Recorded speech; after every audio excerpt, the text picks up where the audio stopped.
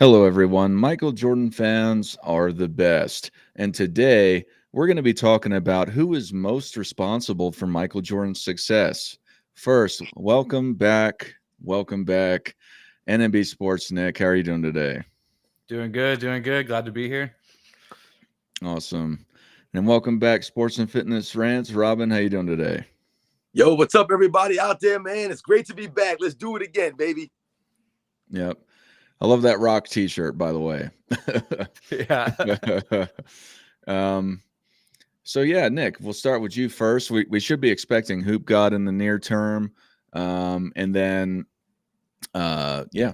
So Nick, who do you think is most responsible for Michael Jordan's success? So obviously Michael Jordan, right? But if we're gonna go outside of Michael Jordan, right? I was thinking about this question, and I was trying to say, do I pick like a moment, a person? Like what do like I pick to think that motivated Jordan the most? And if I kind of went back to the Batman origin stories logic, right? And I think getting cut from his grade school team the first time he tried out and got cut, from everything I remember and reading about that, like it broke his heart, right? As a kid, like he couldn't believe it. I remember hearing he took it really hard, right? And then from there, obviously his brother was another big influence. But if I had to pick one thing, right, I would go with him getting cut from his grade school team. That was the Batman origin story where he was like, all right, like no more of this. I don't like this feeling, and I'm gonna do what I can to be better. So I would pick that. I'd probably put his brother second. Those very young, formidable years when you're being molded, and from what I know, his brother was really tough on him. So obviously that had to play some kind of role. So that'd be like my 1A, 1B kind of quick answer to that. All right, Robin, what do you think about? Oh, Uncommon Sense is here. Couldn't get to stream to my channel, but I'm here. Well, welcome. Can you? Does the link let you come in, or do I need to send you another link? You know what? Here, I'll just drop it in here. I'm just accepting, just Uncommon Sense at this point, but everyone will be able to are welcome to call in later on. But yeah, just click the link there. Yeah, Robin, what do you have to say about Nick's takes on the high school cut and his brother? Yeah, Nick was right on the money, man. I was actually surprised that Nick came out and gave Michael Jordan his props off the jump by saying, yes, everyone knows it's Michael Jordan himself who is the most responsible for his success, because it was ultimately Michael Jordan himself who had to take all the things that he learned from all these people that influenced his life and do something with this. There's many people who have been helped along the ways and been successful in their careers, but no, not many people could do what Michael Jordan to that level, right? So absolutely, I think Michael Jordan is most key, right, to his, success, how far he reached, right? His determination, all those things. But I think, Nick, what he said about his brother, to me, I would probably say his brother would be the number one person, I would say, the factor driving behind Michael Jordan, because his brother, I'll say it like this. I'm an older brother of 4 boys, right? And one of my younger brothers actually tried out for the NFL. He was actually cut by the Buffalo Bills some years back or whatever. But I remember every single day him going against me, whether it was football or basketball, going at each other. And I never let them beat me. It was never one of those things I was like, oh, I'll let them beat me because they're my younger brother. I feel bad for them. I'll let them win. It was never like that. I would never allow that to happen. You were going to have to earn the victory over me. You were going to have to actually beat me so that you can earn those bragging rights over me. I wasn't going to let it happen. So when we think of those things and the way that Michael Jordan's brother was, like, if you know the history of them, he wasn't letting Michael Jordan beat him. And what did he say? One day it became that I could not beat him any longer.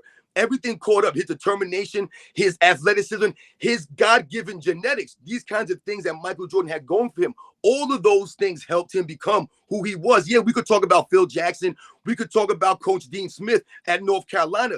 These are all people that influenced Michael Jordan and helped him throughout his career, right? The Scottie Pippens, right?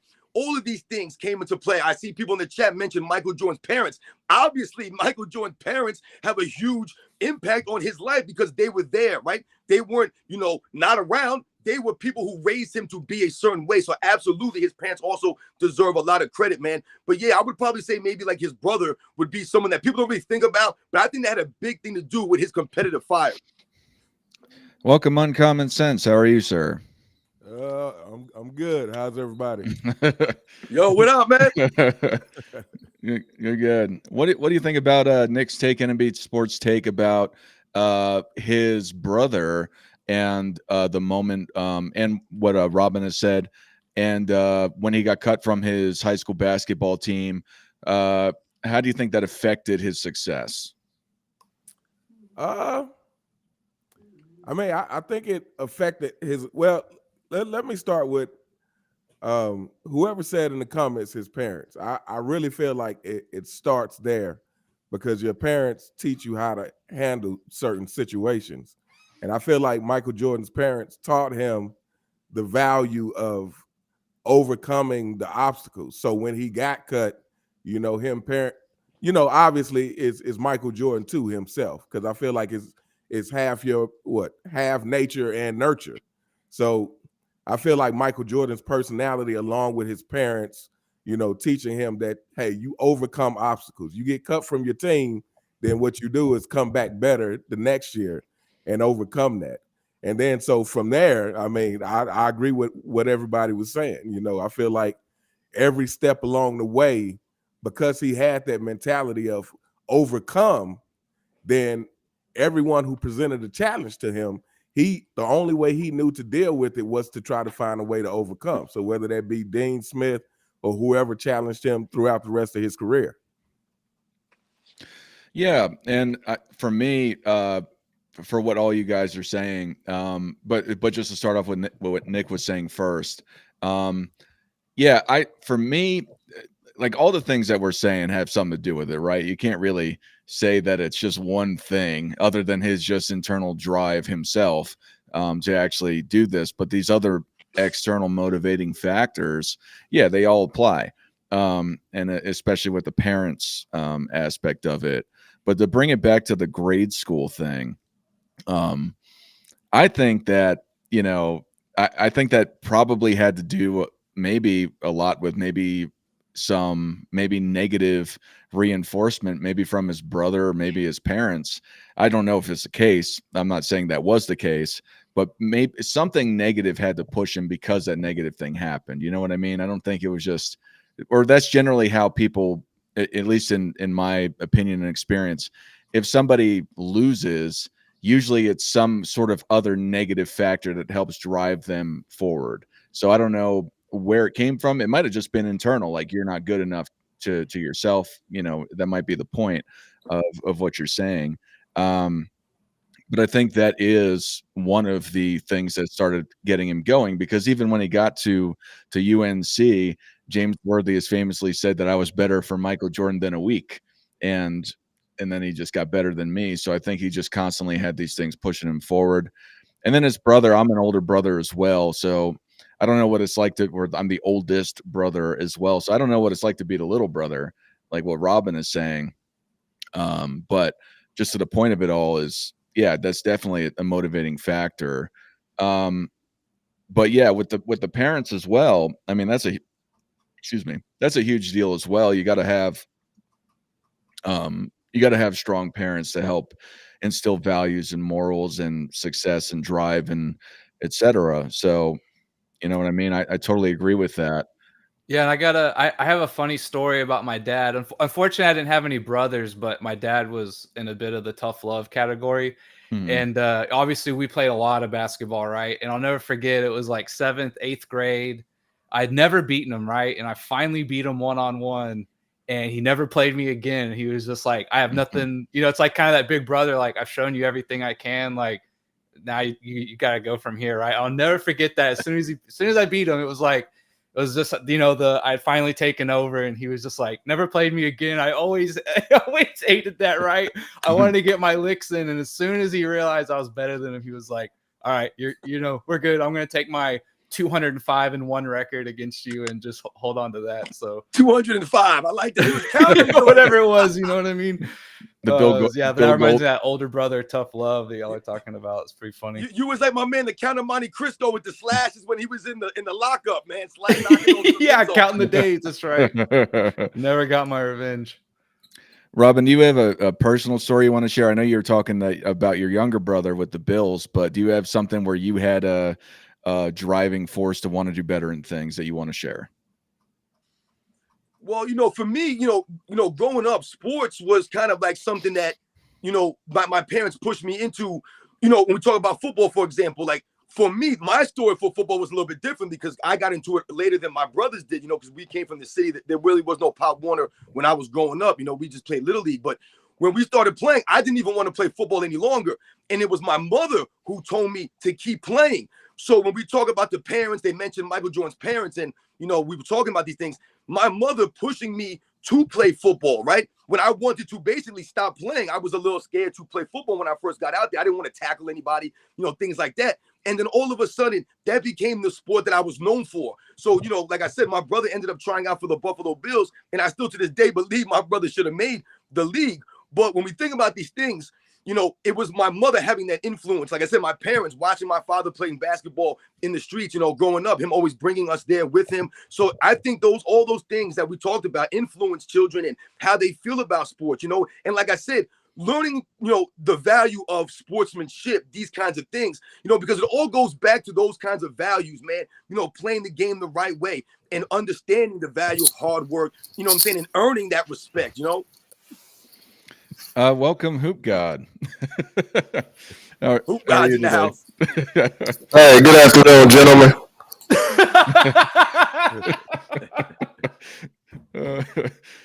How you doing today? Dude, you coming through loud and clear.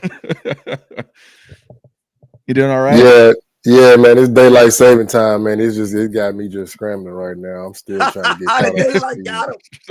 Yeah, man. Everything good y'all way? Oh yeah, everything's good. I had one more thing as I was thinking about this. I wanted to bring up. You guys ever seen the movie Rounders?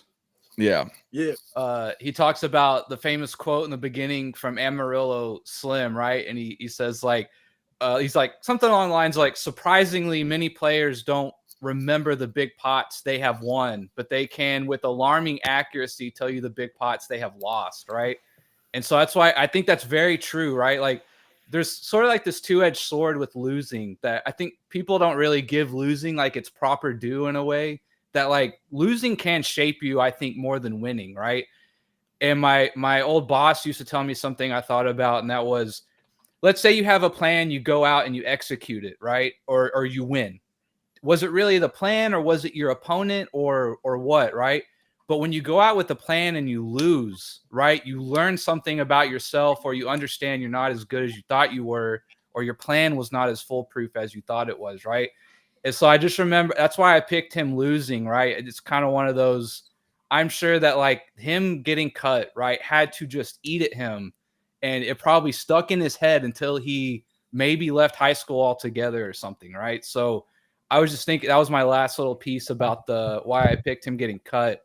I'm sure, losing sometimes everyone remembers their big losses. I agree, more than winning, right? Sometimes winning is boring in a way, right? If you do it enough or if you work hard enough. And when you lose, right, it's almost like it wakes you up in a way, or it kicks something in you sometimes, right? It's sort of like that two-edged sword I talked about. So that was just the last thing I was going to say is I think losing sometimes plays a bigger factor actually at the end of the day than winning, right? We remember winning for legacy, but I think it is really losing that sort of defines kind of who you are, which is also why I think the Celtics and the Pistons can be mentioned for maybe ultimately getting Jordan over that final hump to greatness, right? That last little, what is it like to be a champion in the NBA? You could give them a lot of credit for that too, right? That he got against those guys and he said, okay, there's even one more level after everything even I've achieved up to this point. There's still one more level to go, right? So that's why I picked the Batman origin stories. That's kind of why I think him getting cut is probably the genesis of a lot of that attitude. Uncommon Sense, what do you have to say about Nick's idea of losing and how it drives you? How it's a double-edged sword that you remember that more, and yeah, everything else.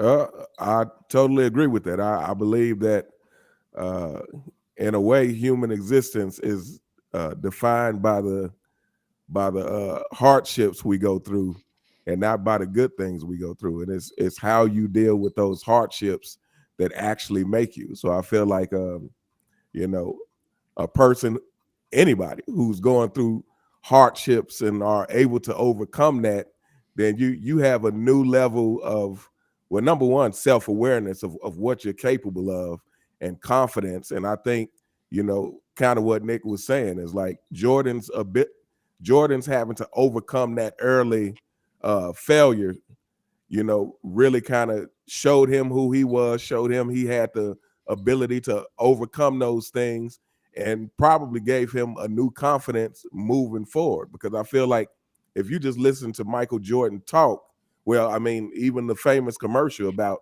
I failed so many times and that's why I succeed. I feel like at some point you realize that there is no success without the failure. All right, Hoop God, what's your take on all that? Hoop God, you might be on mute if you're. Oh yeah, my bad. Say that again, Dark. What's your take on the losing drives you forward, particularly amongst what everyone else was saying? Yeah, so when when you look at it, like I would even utilize myself in that matter. Like I really hate to lose, but it's like when you're so competitive, it drives you to improve. And I know, like when I started playing basketball, hey, I couldn't go left. Hey, push him left. Guess what? Got better with my left hand. Then once I got better on my left hand, hey man, he can't shoot. So they back up off of me. I had to improve my jump shot. So, just looking at Michael Jordan's taking those incremental steps all the way back, like I would even go back from his childhood, because him and his brother Larry Jordan, like he said it on numerous occasions. He was like, I feel like if I could beat my brother, I could beat anybody. Like they would have knockdown, drag out one-on-one games in the backyard. And that's where that competitive nature starts. Of course, he gets to high school, he gets cut. But it's funny because, not to digress, Bill Russell got cut from his varsity team. He made the JV team, just like Jordan made the JV team, but they both got cut their sophomore year. Ironically, look how they turned out. But yeah, the losing, I think when you're a competitor, it does something to you internally that makes you want to improve on every aspect of your physical nature. It makes you mentally stronger, but it also says, okay, I'm losing here, so I got to get better. Prime example, when Michael Jordan was going up against the Pistons, what did he say? They just kept knocking him down. They were able to inflict punishment onto him. So he gets with Tim Grover, he gets in the weight room. He's like, nah, I want to start delivering the punishment, and in concert with his phenomenal skill set. So ultimately he builds up and they sweep them. And then he goes on and accomplishes 2 3-peats. So yes, I feel like losing when you're a competitor, it does something to you that makes you want to just. It's almost like an obsession. Like you get obsessed with like, nah, I gotta get better here. I got to improve on this because, you it's like you don't want to give any opponent any type of leverage over you. So I feel like when you improve on things that you're not as strong in, and then you get better, you keep on training and you improve. It's like now it's like you're limiting what an opponent can do to have an advantage on you. So in summary, it's just like that losing it drives a competitor insane. That's the best way I could articulate that. So yeah, for what you're saying, yeah, I think losing in one capacity or another, if it's sports or if it's life or if you've just lived hard growing up or anything like that.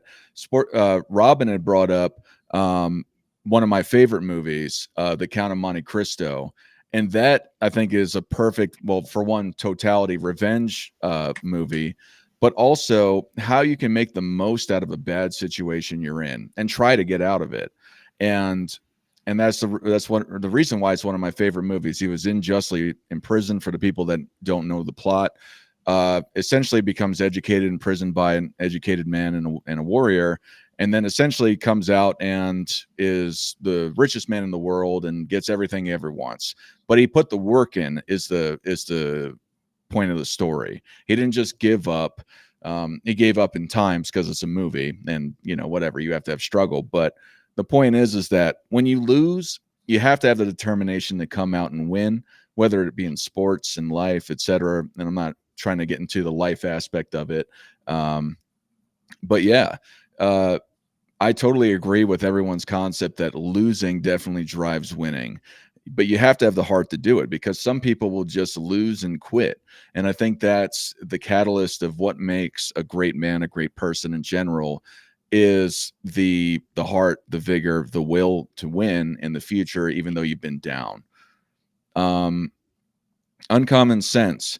I know I was talking about this with Robin a little bit, but I want to hear your take on how, even though Michael Jordan was the man when he came onto the team, how much credit do you give Phil Jackson in respect for the championships won on the Chicago Bulls? And I'm not saying that Michael Jordan wasn't the man before then, but how much did Phil Jackson impact Michael Jordan's success, particularly with winning NBA championships?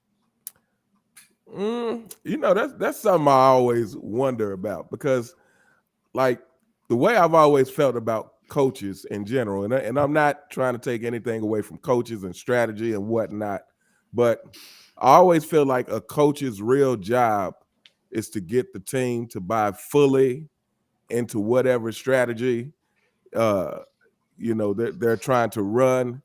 And so, I give Phil Jackson a lot of credit for being to truly manage personality. So in that sense, I give him quite a bit of credit. But at the same time, I feel like, if it's not Michael Jordan he's coaching, they don't have these 6 championships. I feel like it could have been another player in Michael Jordan's place from that era, Clyde Drexler or somebody, and you're not looking at 6 championships. So I feel like ultimately Michael Jordan is still the guy who should receive most of the credit for those championships. And, going back to Phil, after the Bulls, he inherits Kobe Bryant, who is the closest thing to Mike. So, I give Phil a lot of credit, but like I said, my perspective on coaches is that they're more or less there to get the team on one accord. And I think Phil Jackson is definitely a master at that and managing those different personalities.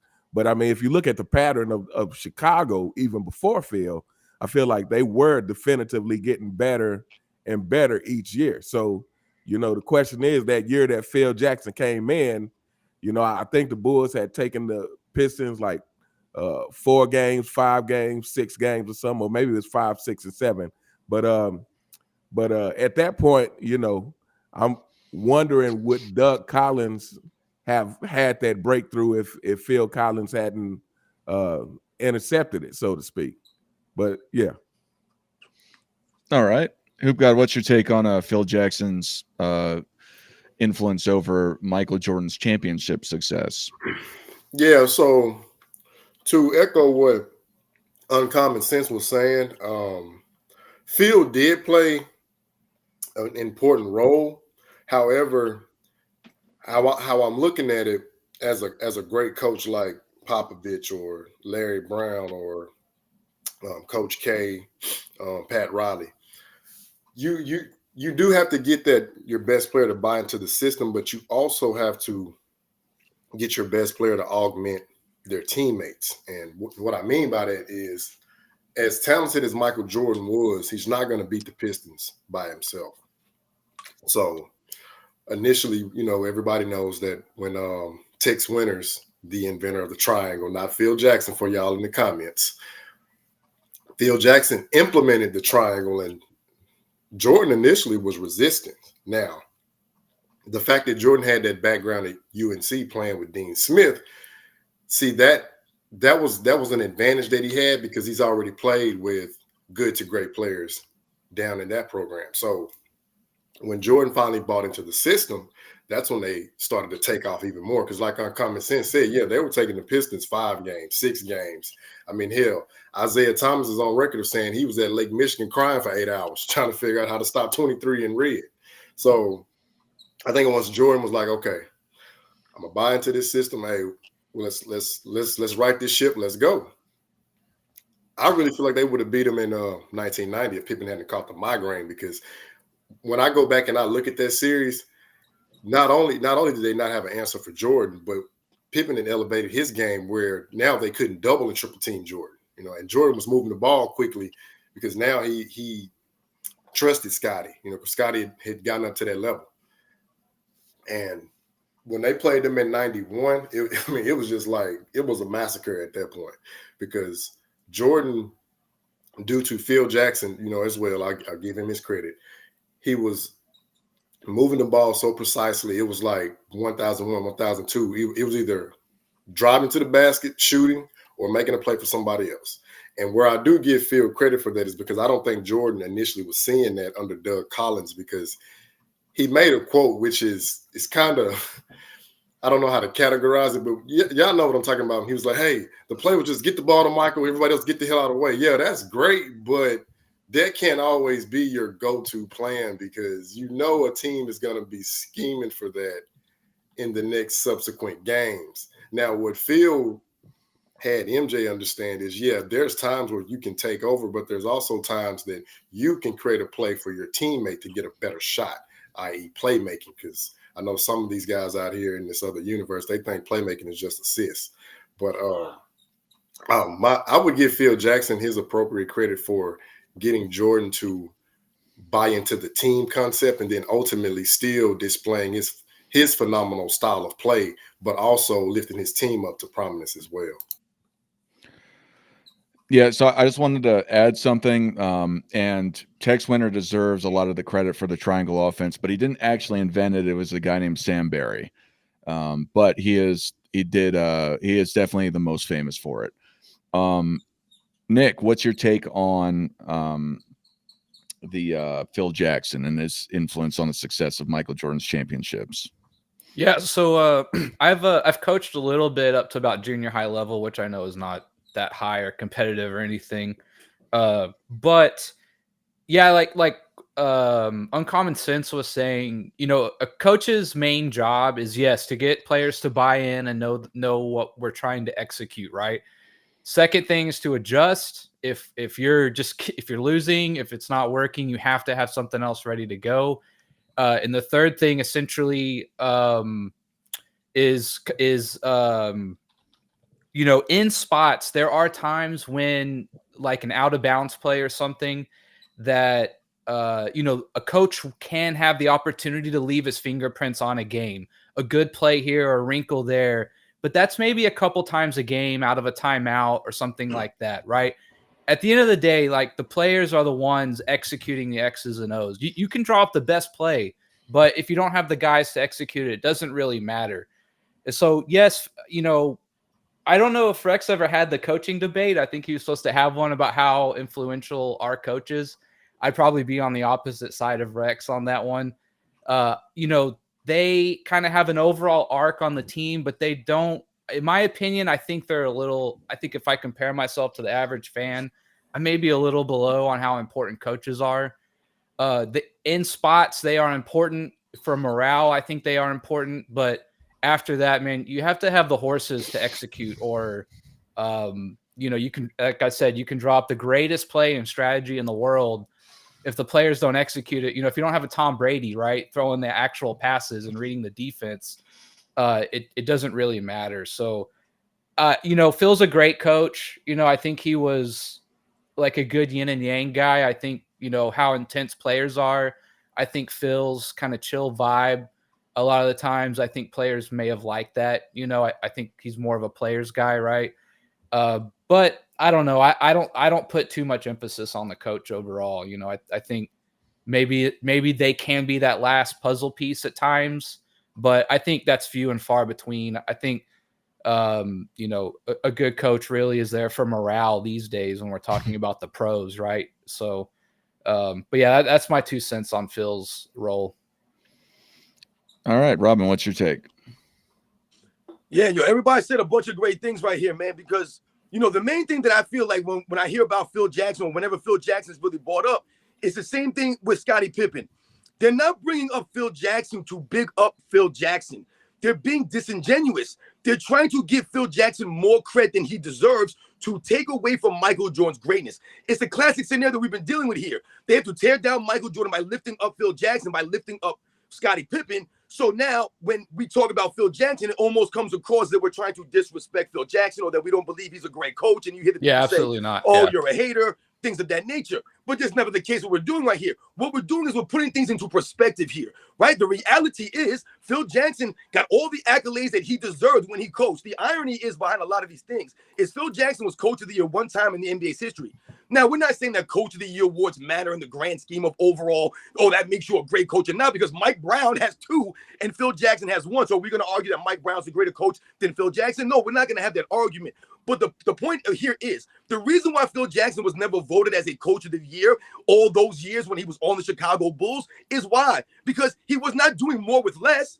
The Bulls were a great team. You were led by the greatest player of the era that you were coaching in. So there were other coaches doing more with less. They didn't have as much talent as Phil Jackson had around him, but yet still they were coaching their teams to perennial 50, 60-win seasons. We think about the George Karls, the Jerry Sloans, right, the Lenny Wilkins, some of the other great coaches that we watched in the 80s and the 90s that were having quality teams consecutively. Another thing that we talked about here that was always, mentioned, you talked about, it was the trajectory of the Chicago Bulls when Phil Jackson came in. I can't stress this enough. This is not as if Phil Jackson came into the NBA on the Chicago Bulls coaching them and they were floundering around in mediocrity. 30-win seasons. They weren't making the playoffs every year. Michael Jordan was just scoring a lot of points, but the Bulls weren't really doing anything. The Bulls in 1989, that was one of the greatest playoff runs in the history of the NBA, man. People do not realize that 1989 run. These men, the Chicago Bulls, they were the underdog in every single series that they played during that playoff run. They had to beat the number 3 seeded Cleveland Cavaliers in the first round with Michael Jordan hitting the shot with 3 seconds to go when everyone picked them to lose that series as underdogs. Then they had to go and beat the number 2 seeded New York Knicks in the semifinals. So they beat that team, and Michael Jordan was destroying the Knicks in that series. Then they go into the Eastern Conference Finals to play the 1989 Detroit Pistons, who had not lost a single game during the postseason leading up to that series.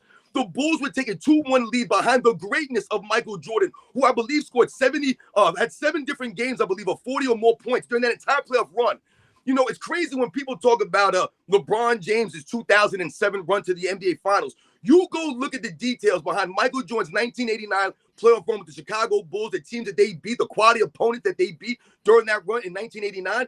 There are people to this day who consider the Detroit Pistons in 89 one of the greatest teams of all time. And those are the only 2 games they lost during the entire postseason. They were going to win the finals and beat the Lakers in 4 games to nothing.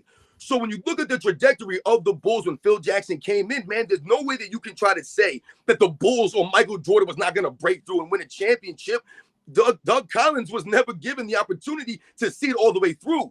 They were ascending into that realm where I believe they would have won a championship. Now, we can have an argument. Are they going to win 2 3-peats or have 6 championships in 8 years? We don't know, but we also don't know if Michael Jordan retires in 1993 and all these other things. But I absolutely believe Phil Jackson was important to the Bulls, but not the way that people try to make it seem. It's always, Michael Jordan had Phil Jackson. No, Phil Jackson had Michael Jordan.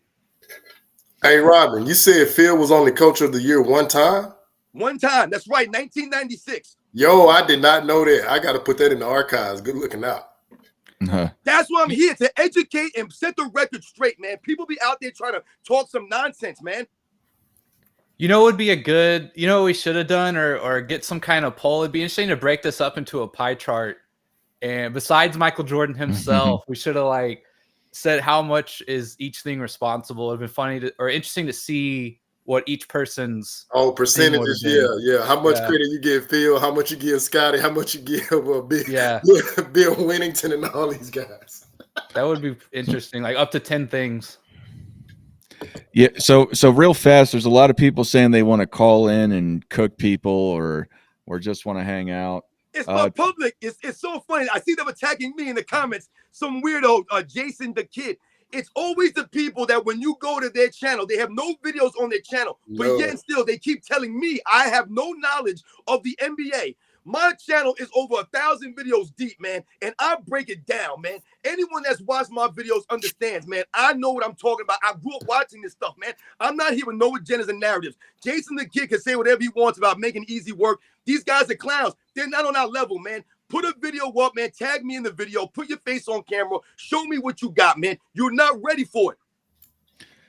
Aaron Adams, I know you're in the backstage, but we're not accepting calls right now, but we should be in about half an hour or so. So if you want to hang out backstage, you could be first in the shoot, but I'm not going to let you on the panel right now. But yeah, I want to talk about the Phil Jackson thing.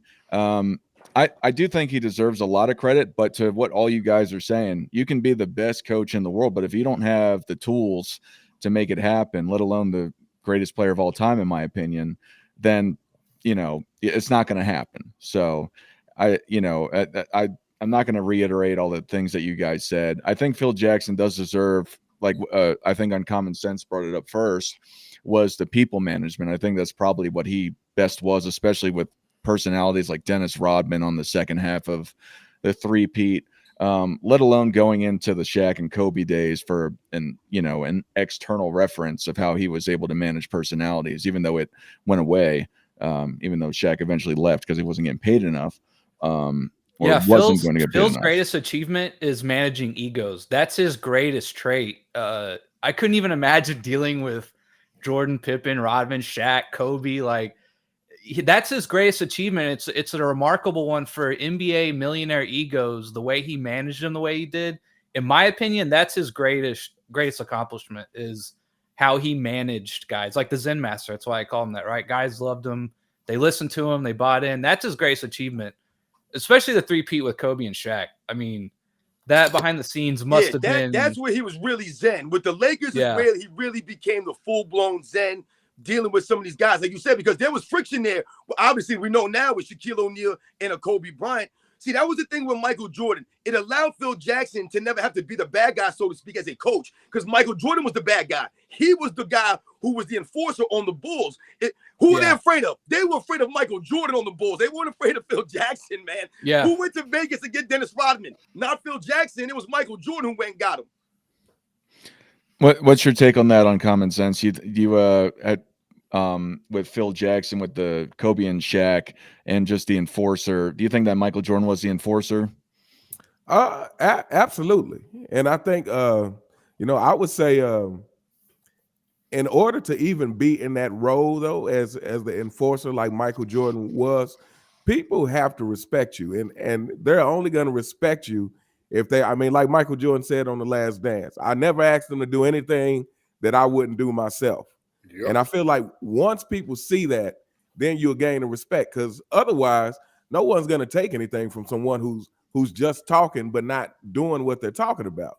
So I absolutely think Michael Jordan was the enforcer and was the person that people feared, even coming out of some of his teammates' own mouths. And then with the, again, to reiterate what you were saying about Phil Jackson being the Zen master, I definitely think he gets a lot of credit for that, just simply for the fact that he really knew how to handle each person differently. Even when you think about when Rodman came to the Bulls, he made Rodman go apologize to Pippen immediately. So it's like knowing how to what it's going to take to make certain players work together. And then obviously the Kobe and Shaq thing was huge friction behind the scenes. And, I heard Phil Jackson just talking about how he coached some of those players individually, and one player he would coach or, coach totally, completely different than he would the other player. He coached Kobe and Shaq two totally separate, different ways.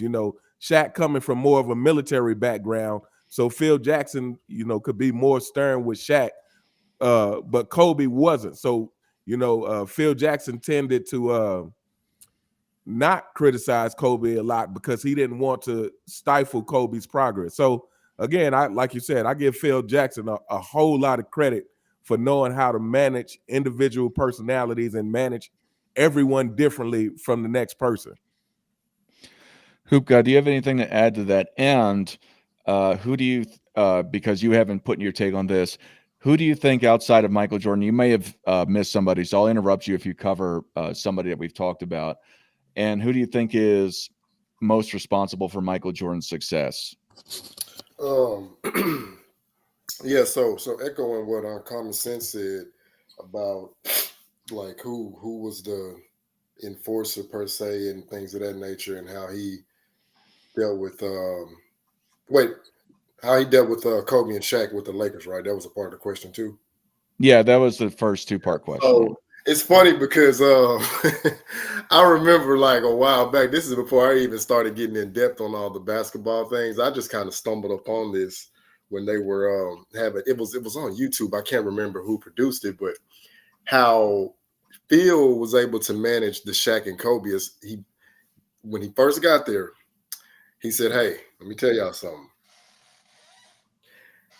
We're going to play under my system and we're going to play the correct way, or you both can go to that door." Like he just basically gave him an ultimatum, like not, coming off like, hey, I'm like yada yada yada, but you know how Phil is in that calm, cool demeanor, just like, hey, we can either do it this way or the two of you can hit the door.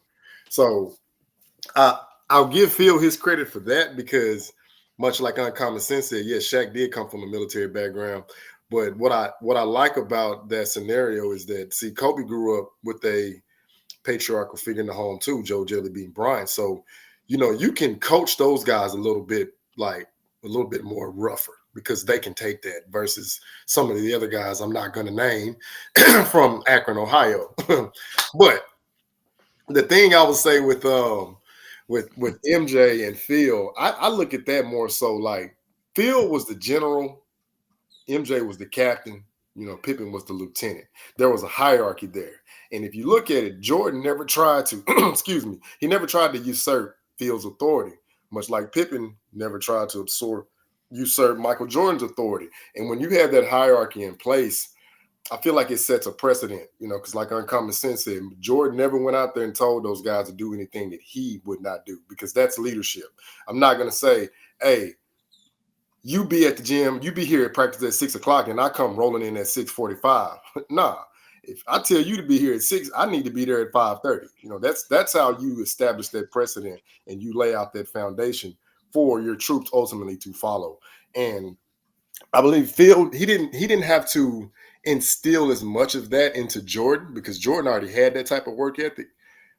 It's just it was more so getting Jordan to accept the team concept and trust his teammates to be able to deliver in those moments of adversity. And that's one thing I'll really give Jordan the credit, because Phil would purposely stack those teams where Jordan would have like the lesser tier of the players, like the 15th, 13th, 14th, 12th, 11th, 10th man on the bench. And then Pip would have all the other guys, like the main rotational players. So Jordan going out there executing with those guys and winning in practice. Okay, cool. Because when you get in here in game time and it is you're in the moment and it's ready to go, it's like you've practiced those habits to be able to deliver. So I believe like the mind games that Phil would play, they were necessary. And I wanted to say this too, because I forgot on my initial point we were speaking on. Phil would challenge Michael Jordan, but he would do it in an indirect way. He'd be like, hey, Mike, they're saying you don't pass the ball. You can't, you're not a good playmaker. How you feel about that? And this is before they played the Lakers. And Michael Jordan averaged damn near 11 and a half assists that series. But Phil had to kind of remind him, because there was a segment there when they were in a timeout, and Phil was like, he was trying to, because Mike was like so ultra competitive. He was like, Mike, who's open? He's like, John. He's like, okay, get him the ball. And I'm telling you guys right now, I do not believe John Paxson missed not one mid-range shot in that series. Because when Jordan was either driving the lane or collapsing the defense, I mean, he was like wide open. And I mean, Paxson was like an assassin. He was just bucket. But then, of course, y'all know the whole story about Clyde Drexler, right? So Phil says, hey, Michael, they're saying you can't shoot the ball. What you think about that? Like, okay, we'll see about that. So he came out there, he lit him up for 6 threes in the first half. One thing I'll give MJ credit for, he never tried to buy into the whole like 3-point shooting, because I remember in that interview, I went back and watched it. He was like, the 3-point is nice, but guess what? When you hit one, you want to hit another one. You want to hit another one. He said it takes away from your aggression. Now I don't believe Phil really had anything to do with that per se, because that was just who Mike was. He was an aggressive type player. He wanted to get to the basket or get into that intermediate area so he could rise up and shoot. But what I would say about Phil is that in their first, I would say in that first year, I think that's when he ultimately won over Michael Jordan with his philosophies and Zen master and all that other stuff. But on the same token, Phil had to approach Pippen in another way, because I think he understood how sensitive Pippen was, and how he had to cater to him.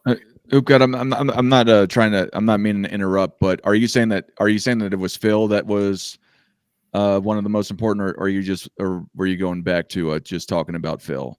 No. I mean, I'm giving MJ his credit. I was just kind of looking at how when Uncommon Sense broke down the dynamic that Phil had with Kobe and Shaq, but ultimately, like, how he couldn't coach Pippen the same way he coached Mike. That's what I was really getting to.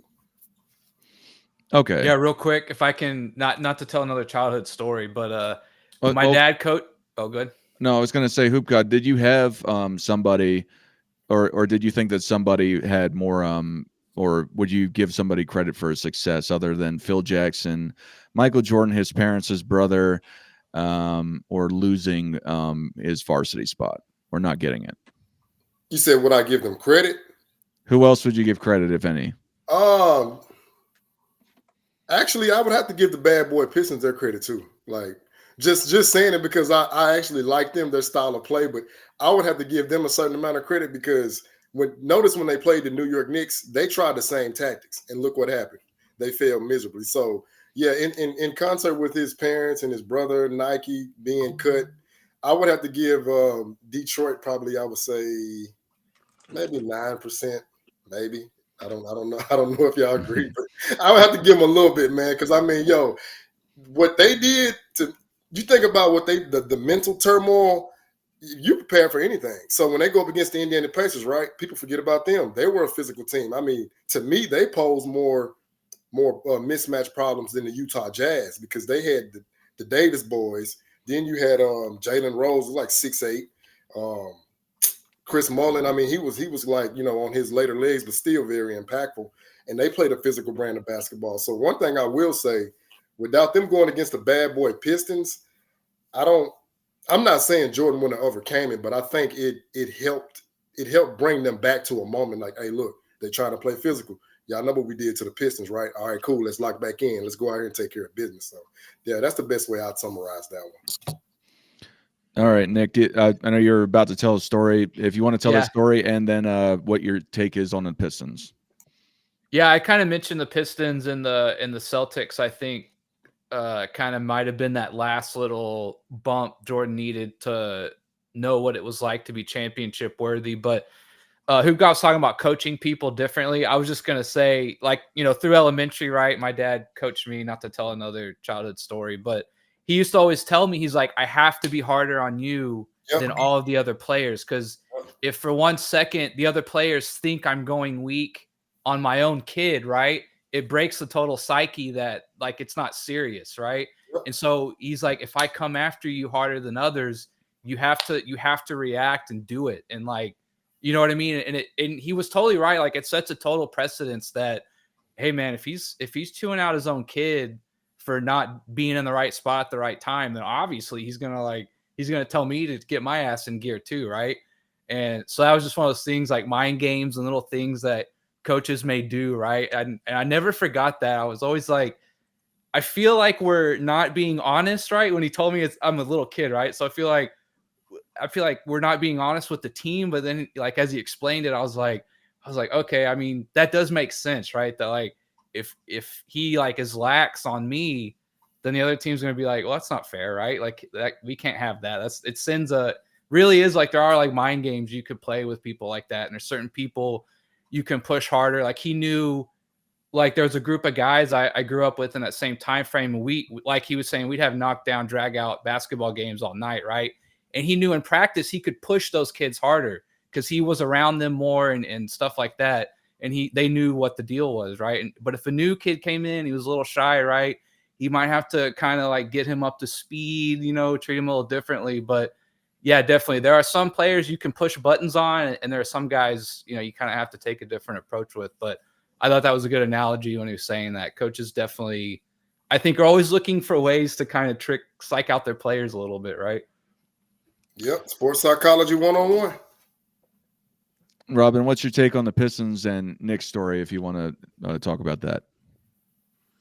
Yeah, well, the Pistons, we mentioned this earlier about, losing and going through the fire and earning it, going through the grind. We often talk about, some players, trying to avoid going through the grind, going through the battles, putting the work in, earning the respect of the people, earning the respect of your contemporaries by going out there and battling against these guys, right? Never walking off the court early, always shaking hands. These are the things that I remember about Michael Jordan coming into the league, even as a young player, rookie, his first, second, third, fourth year, going through these battles. He's going against some of the elite defensive players at that position, the Sidney Moncriefs, the Michael Coopers, the Alvin Robertsons, the Joe Dumars, the Dennis Johnsons. These are some of the greatest defensive perimeter players in the history of the game that Michael Jordan, as a rookie, his first couple of years in the league, is going against these guys and steel sharpened steel. This is how Michael Jordan developed the overall arsenal, and he enhanced his skills going against these guys. Everyone always talks about, there was no players, there was no competition. These guys are plumbers and taxi cab drivers. These are all the people who don't know the game. They don't know about these grown men that was out there giving the effort on both ends, that was making Michael Jordan work and earn it. Michael Jordan could average 35 points a game against the Pistons, but guess what? He was getting beat down for those points. They were physically beating this man just so he could just stop him. So he was earning these points, man. The foul calls that people say Michael Jordan was getting going against some of these teams, he was earning this. So going against a team like the Detroit Pistons, and even beyond that, when we talk about the New York Knicks of the early 90s, who adapted a similar style to the Detroit Pistons, except to me, the New York Knicks were actually a better team because the New York Knicks were able to play or be a great defensive team without being dirty. The Pistons were a dirty team. The Knicks were never considered a dirty team. They were considered a blue-collar, hard work, hard-nosed kind of team. Right? That's what they were known for. Guys like John Starks and Charles Oakley, the Anthony Masons, the Patrick Ewings. This is what they were known for. They weren't known for dirty plays after the whistle and things like this. So you think about all the teams that he had to play against. You talked about the Indiana Pacers. We mentioned the Indiana Pacers of the late 90s. How about the Miami Heat of the late 90s that were also a physical team, coached by Pat Riley? So all those teams that the Bulls battled against absolutely made them who they were, even going against the Boston Celtics in 86 and 87, the Milwaukee Bucks in 1985 and beyond. All of these teams formed Michael Jordan, Scottie Pippen, all of these guys, man, because Michael Jordan saw what it took to win at that level. And like I said, what we always appreciate about Michael Jordan, I remember 1990, Game 7, Michael Jordan scores 30 whatever points he had, 39 points, 8 rebounds, 7 assists. The numbers are irrelevant.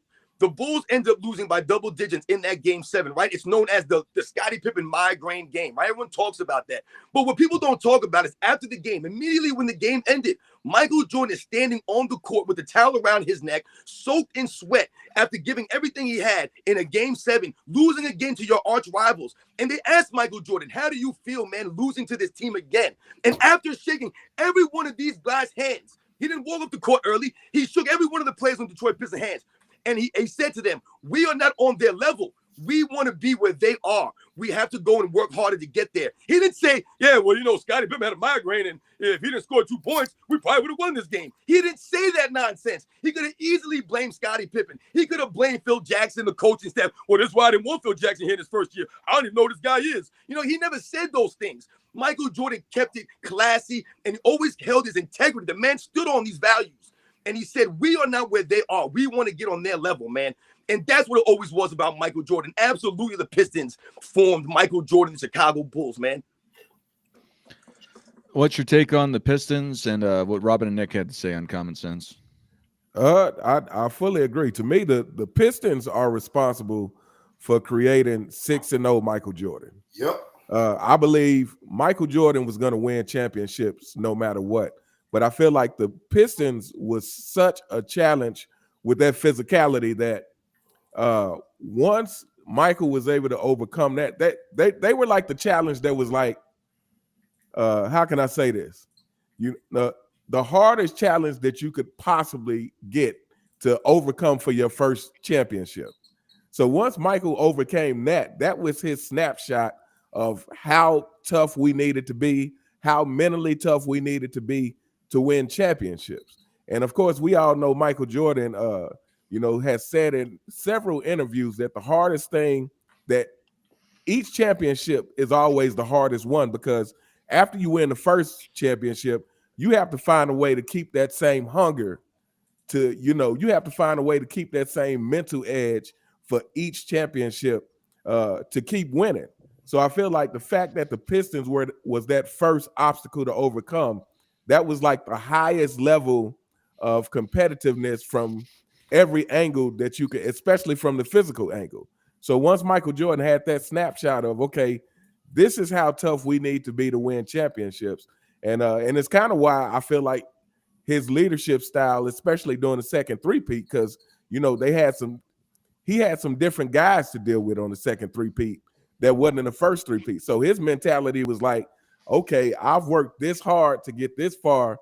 Like, you new guys on this team are gonna have to understand what I went through to get to this point. So, which is why I think he had that kind of no-nonsense attitude with people, and it was like, hey, I'm gonna do whatever it takes to get you here. If that means ridiculing you in practice, if that means rough and physical play in practice. But his mentality was like, if you practice with that same kind of intensity, then it won't be anything new in the game. And I feel like the Pistons are directly responsible for that. Like I said, I think the Pistons are responsible for 6-0 Michael Jordan. He was going to be a champion anyway, but I feel like because of the toughness he developed going through the Pistons, that's what gave him that invincibleness once he finally broke through. Hey, Dart, I wanted to speak on something. NNB. Sure, real fast, Soup God. I just want to address Perfect Prefect. He says, unfortunately, I have footage from the 80s and 90s. Some people have been watching a lot lately. You're talking about those 20-second shorts where somebody fumbles a ball and then they just categorize it as all of the 80s and 90s. Yeah, so yeah, I've seen those too. Yeah, it's trash. Man, we got minutes-long video of the greatest player of this era rolling around the floor for minutes during a game, man. Stop with, please, miss me with the video footage talk. Perfect. You sound like an idiot. Hey, Sports, you talking about the guy that walks off when it's like 2-3 minutes left in the game? He talking about the eye test right now. What does the eye test show you in this era? Ben Simmons? Is this one of the great players of the eras? Ben Simmons. Remember, Michael Jordan gave birth to Kobe Bryant. LeBron James gave birth to Ben Simmons, man. Remember, he was going to be called the next LeBron James. That's what y'all got. Hey, Sports and Fitness, don't forget, Michael Jordan's the grandfather of Kyrie Irving, Devin Booker, Jason Tatum, Giannis, all these guys, Kawhi Leonard. So, yeah, Michael Jordan's stake on the game is still here today.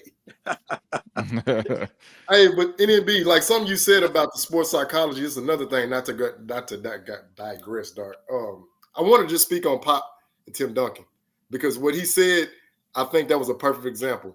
He coached Tim Duncan harder than anybody on the Spurs. Y'all see their success. I just want to say that. Appreciate it. Yep. Do any of you have any alibis before we let people start calling in?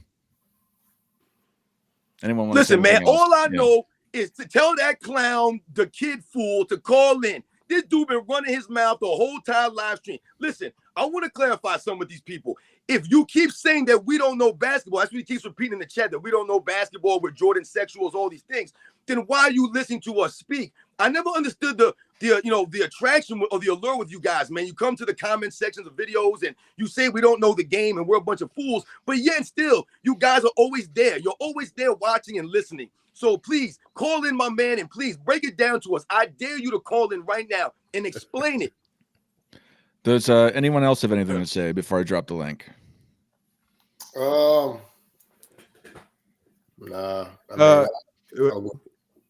My fault.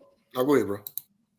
No, I was just gonna say, it's funny that was brought up because I was just watching one. I guess what is it called?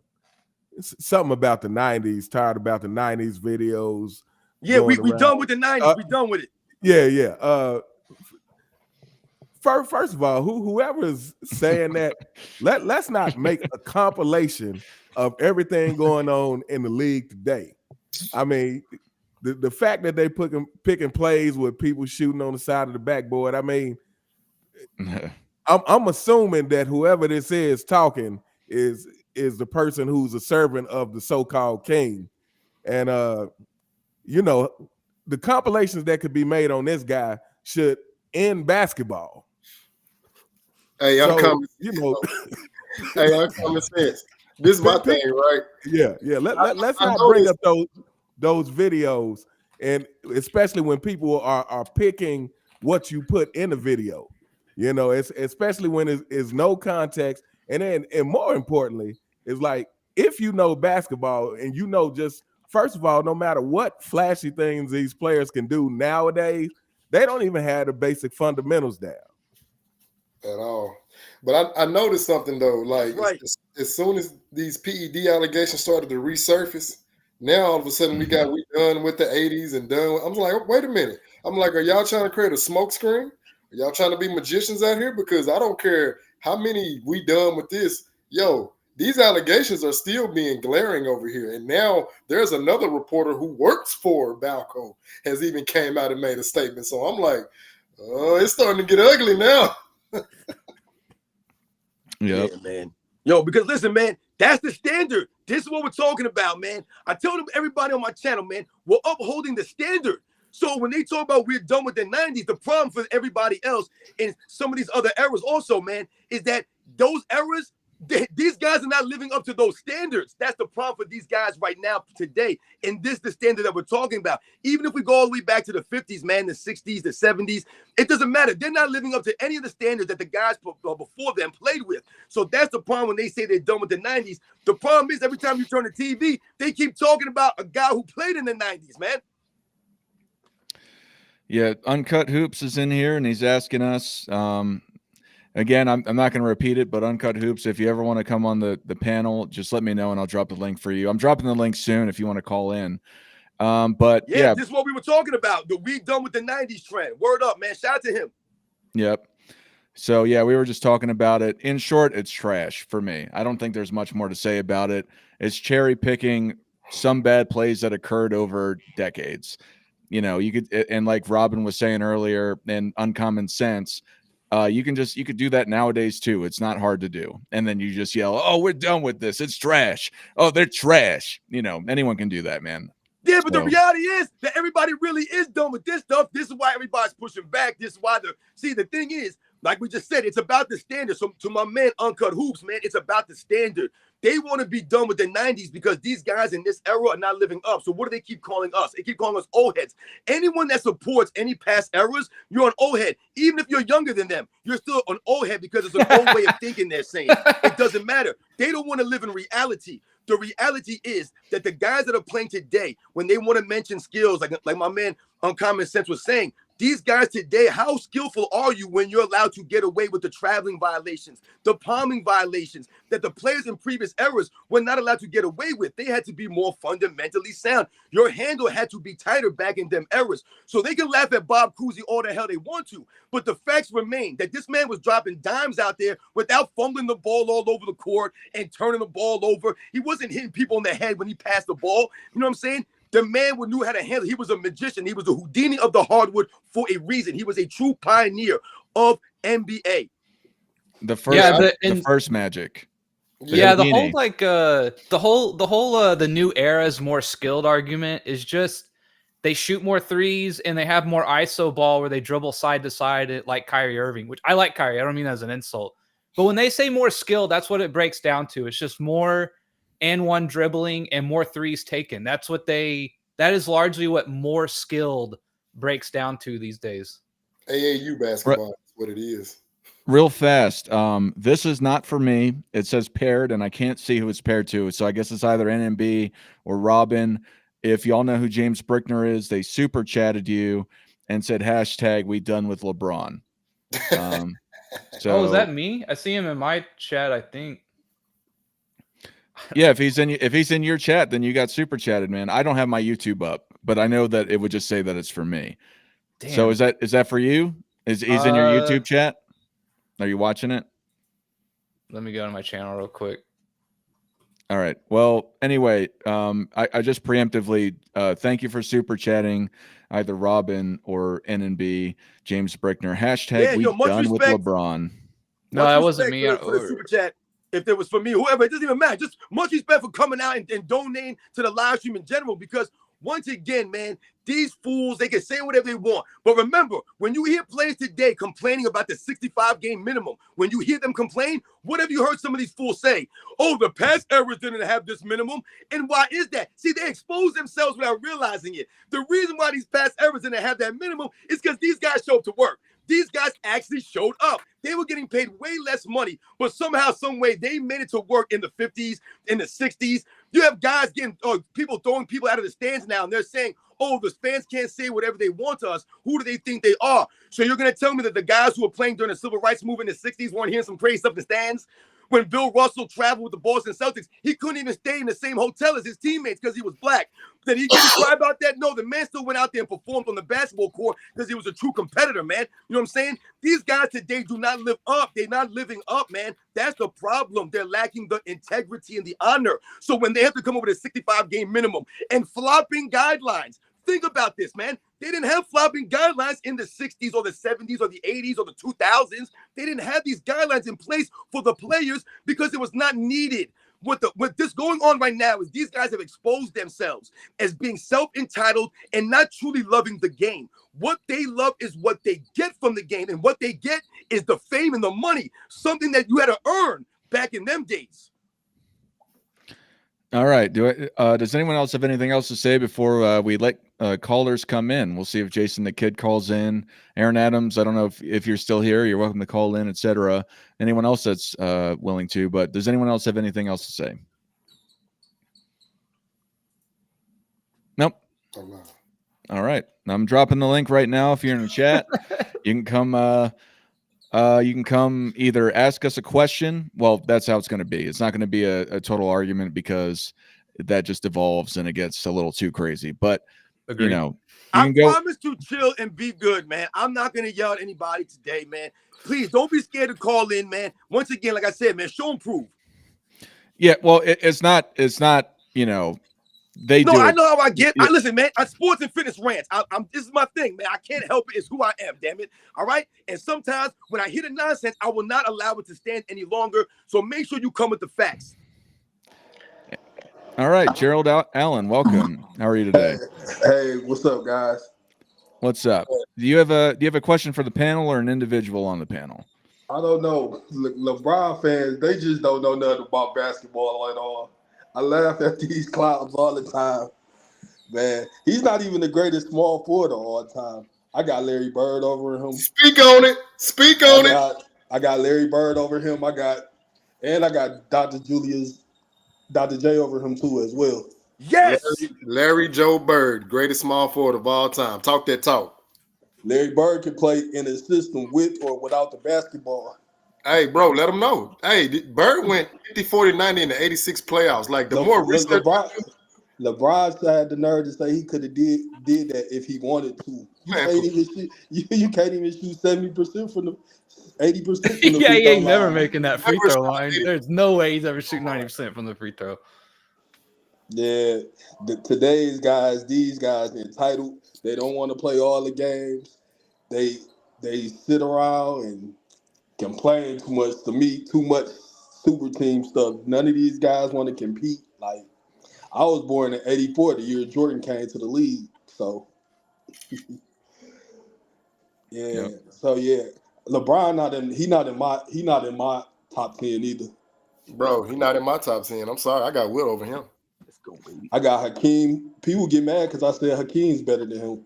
No, that's facts though. Think about Those are the facts. Those are the facts. Outside of threes, what is LeBron better than Hakeem at? Outside of threes. Yeah. Nothing. His fanboys need to quit saying he can guard 1 through 5. He never stopped no great player in the playoffs. He did. And then I don't. Not consistently. That's for sure. That's largely because of today's positionless basketball is really why that is. It's not like he can guard a center. Do you know what I mean? He didn't stop Derrick Rose. They played like a box and one defense. It wasn't LeBron didn't guard that man one-on-one. Yeah, that's another one I hate. Is he essentially had like one good quarter or decent quarter in that iconic play against Rose, and they're like, "Oh, he can shut down Rose." This Like, how you know he. I never seen this ever. When Magic Johnson went on the panel before Game 6 of the 2011 NBA Finals and said, "Can I stop Jason Terry?" Hey, my yo, boy Never seen cooked that him. before. yo, Jason Terry sized him up and hit that clutch three right. I mean, he put a dagger on him and he hit the jet on him. I said, bro, get this man out of here, man. Get this man out of here. Yeah. When he and then when There was that- something where like they said LeBron broke the record for most double-digit point games in a row. And that was a all I lot. could He think had about 8 was points. 2011 He had 8 finals points. when he He had had like 8 8 points. He had 8 points in Game 4 of the finals. Yeah, something like that. Yeah. He had single-digit points Yeah. in a game. Nah, we got to give Hey, Bron credit because he made the Spurs and the Warriors a dynasty. So we got to give him credit, man. Hey, he got Hey, me my y'all first remember- ring, so I appreciate Remember, it. before I go, y'all remember? People don't know this. Go look back at the 2014 NBA Finals. This when Kawhi was a young pup. He wasn't an all-star or nothing. Yep. Games 3 through 5, Kawhi Leonard averaged 23 points Yup. on 60% shooting, Yup. 50% from the three-point line Yup. in the 2014 NBA Finals. Yep. And cook He wasn't LeBron. even the LeBron star. scored one bucket on Kawhi when he locked up on him. Yeah, Yep. I think LeBron shot like 38% when Kawhi was the primary ball handler. Yep. I remember that. Yep. LeBron game is he like to hunt mismatches. He's a pick and roll, try to get a slow big on him or get a small guard on him. That's his whole game to me. Cook. Real fast. And Gerald, you're welcome to hang out because nobody else has called in. If you wanna ask a question or if you wanna just make comments on today's game, that's fine too. But if you want to go and click I think the game is just real fast. The if you want to call in, it's to be able to click the link. You got to come to my channel. Michael Jordan fans are the best. You don't have to subscribe if you don't like me. But if you want to make it easier, if you want to call in, come to my channel and click on the link. Anyway, what were you saying, Gerald? yeah. I be on Sports Rant and the guy next Uncommon. That y'all got some great channels, guys. Much Yo, appreciated. thank you. The thing is today's game, all these big men want to play on the perimeter instead of playing on the low post. That's the thing I don't like about the game. Everybody chucking up threes. Everybody not Steph Curry. You got all these guys jacking up threes that's not great shooters. And everybody play this like Kobe Bryant said, today's game is accidental basketball. Everybody is just drawing and kicking. Ain't nobody playing in a real system. Only team that really plays in a real system is the Denver Nuggets and the Golden State Warriors. Everybody else don't play in a real system. The Kings to a lesser degree, but I'm with you there. Yeah, They play driving. Yeah. Hey, Gerald, I call it driving brick basketball. That's what they doing. I was watching the Phoenix Suns versus Denver Nuggets game a few days ago, Kevin Durant. and Kevin Durant is a turnover machine. Oh my Well- God! And they talk about his ball handling ability is not like. well, I that was guy- impressed. Phoenix was actually running more than one action plays. It was impressive. They Yeah. actually, had 3 people involved in the play. Because Kevin Durant almost cost the Warriors the series in 2018 against the Rockets because he tried to break out the Golden State system and was trying to go isolation. Yeah, I remember that. That's how they almost lost. Yeah. Yeah, I watched it. I think I watched Yeah. it was the first game of the season. It was the Nuggets and Phoenix too. And for like the last couple plays, KD was just running ISO. And then you even hear it was Yeah. I think Jeff Van Gundy was commentating, and he said the people need to move. I'm like, dude, they're calling ISO for KD. Of course they need to move, but they ain't gonna move because they're calling ISO for KD. It's funny, like, and everyone knows he knows that, but it's Hey, Dart. And speaking None of of these coaches, guys, Frank Vogel is a good coach. no disrespect to That's none of these credit. guys that play today, none of them dudes not winning no MVP in the 80s or the 90s, man. None of these Westbrook, especially, oh my God, James Harden. I can't stand that guy, gang. He's Word. not a top 5 shooting guard all the time. People need to stop it. The dude told me better than Clyde Drexler. No, he's not. He's not better than Bro, Clyde. they don't know basketball. Dudes who talk like that, they're using analytics. They don't know basketball. Yeah. The 3-point, and then the pace of play. And they need to bring back illegal defense too. Because when the shot go up, you get an extra possession, and they put 14 seconds left on the shot clock. They Well, get yeah, more then you possessions. got to think the pace has substantially increased with them not playing defense. So it's like, no, we gotta factor all these things into the equation. Because my thing, like I told them, no, I was just saying, like Clyde led them to what, two finals appearances in Portland. In 90 and then 92.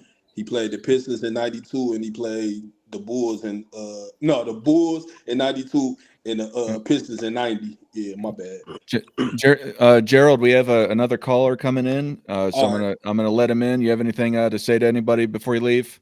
Yeah, keep doing the good work y'all doing, and God bless. And have a blessed day. Yo, you too, man. Thank you. You too. Thanks, Gerald. Yeah. All right, Mike Lowry, how you doing today? Hey, how's it going, guys? What up? Great. Hey, thanks for having me. I appreciate it. Absolutely. The reason I'm calling in is because I follow sports and fitness rants real heavy. Yeah, I think he knows that.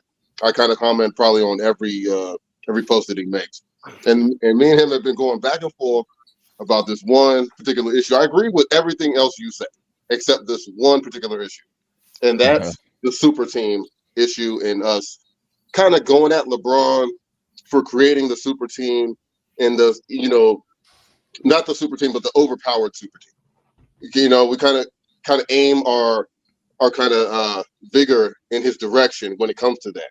And that's the one thing that I kind of, yes, he does. He kind of, D-hops a little bit. We all get that, He finds, the best all-stars. He tries to, we know what he does. But he's not the first. And that's the only thing that I want to mention. We kind of go back and forth, but he's definitely not the first. This super team stuff goes way back to, the 40s, when basketball first started. All guys wanted to team up. That's why they're bad teams, because guys team up.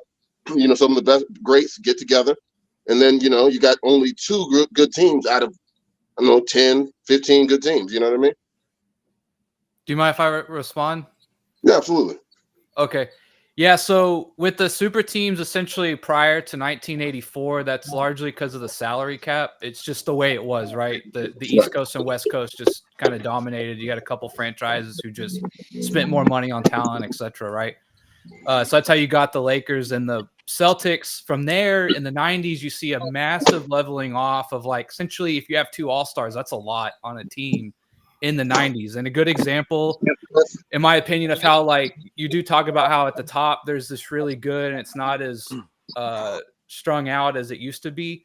I did a debate on the 2011 Mavs and 95 Rockets. The Rockets that year, the Rockets that year were like, I think to get to like plus 2,000 odds, you had to go to like the 15th best team prior to the year started, right? In 2011, when the Mavs won, Mavs were not a favorite. Remember that. Mavs were not like a favorite going into that year. They were only like 4th or 5th down at plus 2,000 or whatever it was, right? So in terms of, we talk about the super teams. Yes, it's happened before, but largely it's older players like Barkley and Pippen going to the Rockets, Peyton and Malone going to the Lakers, right? Kind of like this last fleeting hope of getting a ring. When LeBron did it, he did it in their prime. Like, all these guys were coming off all NBA seasons, all defensive seasons, MVP getting award shares, all of them, like the prior year or two. I think it's the way he did it and win, right? He did it by going and joining other prime all-stars, essentially. maybe they were, barely starting to come down a little bit, but they were still up there in their prime. I think that's what most people have an issue with, is that he kind of kickstarted the super team in the new era after the salary cap in the 90s had kind of flattened everyone out. And he kickstarted it again almost in a way where, you're right, we have a salary cap now, but that doesn't prevent us from shaking some hands behind closed doors, deciding how much money to take and forming a super team that way. I think he kind of just I don't want to say game the system, but they got together and said, what are the rules? What can we do here? What money do we need to take to make the three of us work together, right? I think it's the nature in which he did it. Not so much that there hadn't been super teams before, but in this new salary cap era, he essentially kind of gamed the system to join up with other prime players who were max contract guys, essentially, to form a super team that way. I think that's what people have an issue with.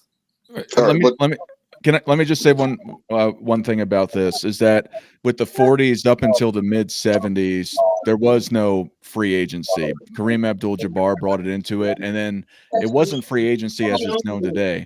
So were there super teams? Sure, if you want to categorize that, but I think a lot of people go and they call a super team guys that conspire together through free agency to be able to go and be on the same team. There were amazing teams that you could call super teams, but I think there's without it reading between the lines, when somebody says super team, it's conspiracy. I just wanted to add that. Can I answer? Yeah, absolutely. Yeah, so I think we see when you use the word super team, and I know you say that. I know you, Mike Larry, my man. I respect you, man. Thank you for all your support, man, for real. When we talk about the super teams, the one thing we have to keep in mind, the term super team is getting thrown around haphazardly now. Because when you talk about some of those teams in the 40s or even the 50s, the George Mikan Minneapolis Lakers, the Boston Celtics in the 60s, they were super teams, not super teams. All right, there's a difference there, because once again, it goes back to the mindset here. When we talk about LeBron James, the mindset of LeBron James was to what? To put the odds in his favor to win in the prime, because he did not want to go through the fire to win. When we talk about some of these teams being put together or assembled through drafts, things of this nature, that's just the way it happened. That's organically made teams. These are not guys teaming up, calling each other on the phone, Will Chamberlain and Bill Russell saying, hey, we're going to come play together. Yes, some of these teams came together. You think about the 70s Lakers, right? You think about some of those teams that came together, like Nick NMB said. These guys were put together later in their careers. When I grew up watching basketball in the 80s and the 90s, anytime there were players who, quote unquote, were ring chasing, they were ring chasing well after their 35th birthday. Karl Malone was damn near 40 years old when he went to the Lakers in 2004. This wasn't Karl Malone at 28 years old. That's the problem for LeBron James. When you go there in the prime of your career, essentially because you quit on your franchise, those are the things that look bad. It's not the same thing as the 80s Celtics and the 80s Lakers or some of these other teams that were great. It's the way that you come about these things. Like I said, the collusion and running from the grind. So even though LeBron James is an all-time great player, I've always said this, the problem comes when you're being compared to the other greats who did not do these things. So when you're being compared to Michael Jordan, who never formed a super team, because whenever we say we're throwing the word super team around a lot, now what do we hear now? Now all of a sudden, I'm grown up and I hear Michael Jordan play for a super team from 1996 to 1998 because Dennis Rodman came to the Bulls. But meanwhile, they still tell us that the 1991 Pistons were old when they beat them because they were under 30. Dennis Rodman was 34 years old when he came to the Bulls in 1996. He had played with David Robinson the year before. David Robinson was the MVP in 95. They lost in the Western Conference Finals. They didn't win the championship because Dennis Rodman made them a super team. Dennis Rodman came and played a role in the Chicago Bulls. You can't have it both ways. It can't be a super team in 98, 96, 97, but it wasn't a super team in 91 then. Those teams were never considered a super team, the Pistons. They were just considered a great team. These teams had chemistry. They played together for years. They were not colluding and joining teams. These guys were free agents, older. It's just not the same. See, you know what I'm saying? that's where my pushback comes. Sorry to cut you off. That's where my pushback comes. How do we know that? How do we know that they didn't collude? How do we know that? They probably like did. I said, honestly. when you look at these players, also, anyone you think about in the history of the game, These guys came together later in their careers. These were not the guys in their primes. They didn't have that power. They didn't have the ability to go whenever they wanted to. Like we mentioned, when I grew up watching basketball in the 80s and the 90s, when you think about the powerhouse teams, the Milwaukee Bucks in the 80s, the Lakers, the Pistons, the Celtics, the Hawks, these teams were put together through draft picks. Kevin McHale was drafted to the Celtics by the team. Larry Bird was drafted there. They had Robert Parrish come over as a free agent. But Robert Parrish came over. This wasn't Robert Parrish in his prime. Robert Parrish had a long career. He wasn't going there to help Larry Bird and collude to win. You think about the Lakers. They had Kareem Abdul-Jabbar there. They traded 4 players to get Kareem Abdul-Jabbar in the 75 season. They traded the whole team away. He was there for 5 years before they got guys like Jamal Wilkes and Norm Nixon and Magic Johnson in the draft. They drafted James Worthy. So when we're talking about some of these teams, you look at the Houston Rockets in the 80s.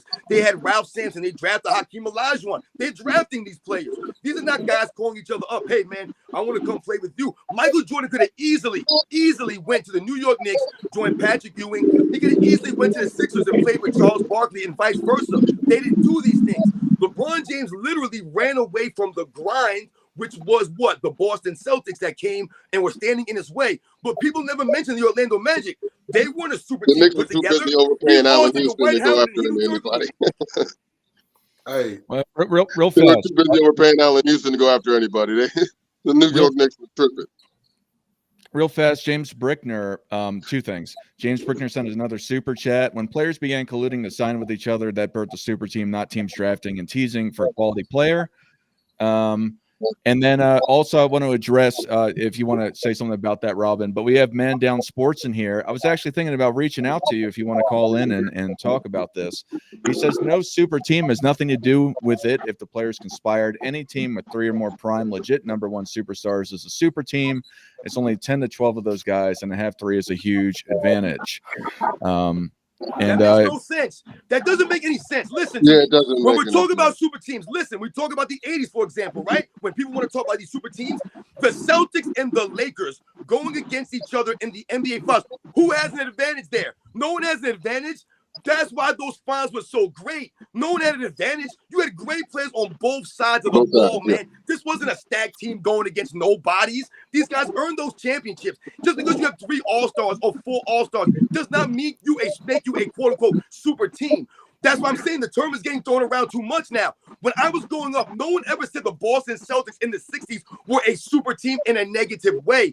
They were known as a super team. Why? Because of the championships they won. But no one ever labeled them like, oh, they're a super team, man. You know, that's the only reason. Nah, it was never like that, man. All of a sudden now, everyone's a super team if you have 2 or 3 All-Stars. So you're going to tell me the Atlanta Hawks in the 2015 NBA season were a super team because they had 3 All-Stars with Kyle Korver and Paul Millsap and what was his name? Josh Smith. Like, come on, man. What are we Jeff saying Teague. here? It don't Jeff make Teague. sense.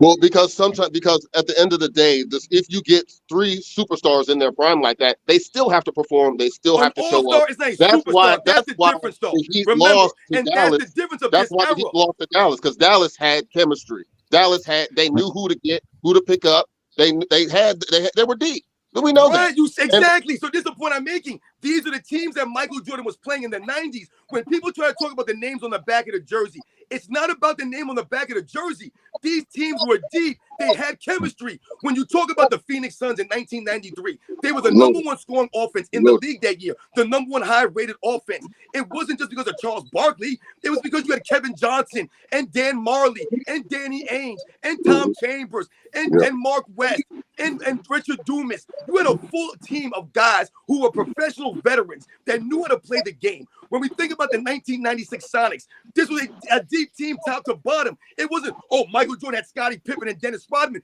Yeah, well, they had Sean Kemp, they had Gary Payton, they had Nate McMillan, they had Detlef Schrempf. They had a bunch of guys, man. Hersey Hawkins. There's a bunch of guys on these teams, man. Real fast, 3 things, and then we're gonna let Double A on. But first off, thank you, Pierre Lynch. You sent me a super chat earlier. I put it up on the front for $5. You would shout it out everyone on the panel. Thank you very much for your support. And now there's another super chat from Animaniac, I believe, to Robin. Cheers to Sports and Fitness Rants, LBJ, Wade, and Bob. extension so they can team up. That's anti-competitive. Also, he owns Clutch Sports. His clients like AD request and trades to his team.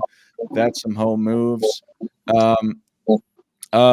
Actually, 4 things. Man Down Sports. If you'd like to call in, you got to go to my channel. You don't got to subscribe to me or anything like that. I know you got your own thing, but if you want to call in, please call in. Just come to my channel and click the link on it. And then 4th, run down the list. How about 10 things, right? Hoop God says he wants to ask you a question, Mike, and then we got Aaron Adams in the back. Can I say one thing real quick about that? I think also one of the things I think Robin kind of mentioned it about being organic versus AstroTurf. If a team like sells the farm and they're like, there are 3 guys in this draft class. We're selling the farm in our future to get these 3 first-round picks. They all hit. They all become all-stars 5 years later, are all legit number 1 options or something. Like, yes, technically that is a super team, but more credit is given to the fact that the organization had the hindsight, took the risk, and were rewarded for their risk in terms of having the vision to think that was going to work, right? So, like, yes, you could argue that's a super team, but it came about organically. They took a big risk to get that trio, right? They had the vision to make it come together. That I don't think is really frowned upon as much as 3 guys saying, hey, let's work our contracts while we're all in our prime because we want to get some rings, right? I think yes, you could say that they're the same, but they're looked at totally different. I think when you make the right moves and take the risk and it hits versus, again, shaking hands behind closed doors. I think banana boat is the term people throw around a lot. So, oh man, banana boat crew. But my whole thing is, and my only pushback is, LeBron didn't create it. He didn't start it. He just took advantage of it, which is what we do as humans. He started it, man. We do that as humans. We do that as humans. We take advantage of the system. We all do that. When you have a crack in the system, you take advantage of it. That's what a lot of people do. That's fine. When you're free, all these years later, then ask us for the respect, my man. You see that it all comes back all these years later? See, he's asking for the respect because he hasn't earned it. So you're right. He can take advantage of the system. He can play that game. But guess what, my man? This is why he's not top 10. This is why he'll never be recognized as one of those greats, because he gamed the system like you're talking about. He didn't carry himself with the integrity, honor. And I think also Wade, Bosh, one last thing. I think Wade, Bosh, and LeBron, they were at the time 3 of the top 15 or 20 players. They have power, right? So for them to take advantage, it's not really seen as taking advantage as gaming the system, right? When you're that high of the hierarchy of the power in terms of player production, right? It'd be different if like guys at the bottom took advantage and they gamed the system to win. It's not the same when you're like the best 3 out of the top 20 players. I don't think you can really say it as like taking advantage in terms of like you tip the cap to them. It's more like taking advantage because they just could. I don't think that's applauded as much. Why did LeBron James go to New York? He could have went to the New York Knicks. He could have got Carmelo Anthony, went to the New York Knicks, and he would have gotten the respect going there. Because why? The New York Knicks were nobodies. They had never won in a long time, right? They were looking for somebody to come. But LeBron James was too scared to go to New York. So where did he go? He went to a player who had already won a championship, drafted the same year you were drafted. You see, it's a combination of different things, man. It's a combination of different things. He's been exposed. Gentlemen, Hoop got an uncommon sense. Do you have anything to say about this before Double A gets his turn? Yeah. I was just gonna say this. To me, it's all about having a choice. And to me, as a competitor, if you are choosing to do this, that is much different than someone drafting. And I just put it like this: that's like you going to the playground and it's a group of guys on there running everybody. Now it's like you as a competitor it's different between you choosing to join that team and there are captains picking you as a player. Like when you choose to join the people who are dominating, to me, well, I mean, like Sports and Fitness Rant said, it's like you can do that, but then you got to suffer what everyone else is going to feel about that move. Like that's a weak move. You're not. But we're talking about a spineless dude that doesn't care. He doesn't care. He just wants the accolades. And so, but he's not. So he's, like I said, he's taking advantage of the system. He doesn't really care about the consequences behind it. decisions. Yeah, Hey, and even with all then that, like I he said, still I didn't think my thing is score accolades or achievements. LeBron James is the leader of this self-created super team. You know, that is what he ushered in. Yeah. That's my problem there. Wait, so Yeah, I That's don't a know little if I bit would of- say LeBron started it, but he threw gas on the fire for sure. You know, that's what I want to speak on. Hold on. I want to speak on that real quick. So before they came together, LeBron was second in scoring because I had to pull it up. LeBron was second in scoring to Kevin Durant. Dwayne Wade was fifth in scoring with 26.6 per game. Chris Bosh was ninth in scoring at 24 points per game before they came together. Now, I just want to know this. The Cleveland Cavaliers were a championship contender. The Toronto Raptors, they were a playoff contender. You take both of their best players and bring them onto the Miami Heat. Does that not cripple the competition in that conference? You basically weaken your competition because you put them all on one team subsequently. Now, I'm asking that only because don't recall the Celtics doing that because Robert Parrish was not leading anybody to the playoffs. And like Sports and Fitness Rant said, they drafted Kevin McHale, 6-man coming off the bench. Nobody called them a super team, much like the Lakers. They had Kareem, but where were these guys going? They weren't even getting to the finals. They were getting knocked out in the second round. Draft Magic immediately takes them over the top. Now, when the Bulls got Rodman, what competition did they weaken? They got Rodman. Yeah. I don't know. Yes, he didn't come from the East. So all they did was make an addition to get a guy that they needed to play down low and get production from him, right? But when I look at the Miami Heat, and if you want to use Boston, it's fine. But again, the same logic applies. They didn't come together in the Western Conference. They came together in the East. They didn't go get Jason Kidd. They didn't go get Reggie Miller from their team to say, hey, come over here to Boston with us. But with Miami, you take two other top-tier contending teams and you bring them onto one. So now, essentially, you've made the Cavaliers, Toronto Raptors lottery teams because you eliminated the competition. That's what we've never seen before in the history of sports. Three guys who were putting well up over, 25 points per game, right in the heart of their primes, colluding together. And this is even on the documentary of the Redeem team. They said in 2008 is when LeBron, Melo, Bosh, Wade began to talk, hey, yo, we need to not renew our contracts. So when our rookie deals are up, we can come together and control our own fate. Now, if you want to look at it from two different aspects, you want to control your own destiny. It's totally fine. But like my man in his ransom, hold on, like he said, of course, you got to take the backlash. You can't say, hey, I'm going to make this move and then I need to get all the praise. No, it doesn't work like that. Now, on the other side, if you make that move and let's say you three-peat, you win 4 straight, hey, you go down in history, right? Hey, you decided to take your fate in your own hands. You three-peated, you four-peated. Nobody can do that. You don't get the job done, and then you come up short like that on 2 occasions. There's no rhyme or reason, like you can't get around it. That's why, like he said, after you guy that's still asking for his respect because he know ultimately he's circumvented the process. That's what I want to speak on that. Like before the Miami Heat did this, has there been any other teams who weakened the competition in their conference, bringing 2 other top tier players together to go compete for championships? So Mike, do you have any last words before Aaron Adams gets the spotlight here? Yeah, again, we can't change how the world works, right? We it's life, death, and taxes. That's what we got, right? And so people are going to take advantage of systems. These guys were all in the same technical draft class, right?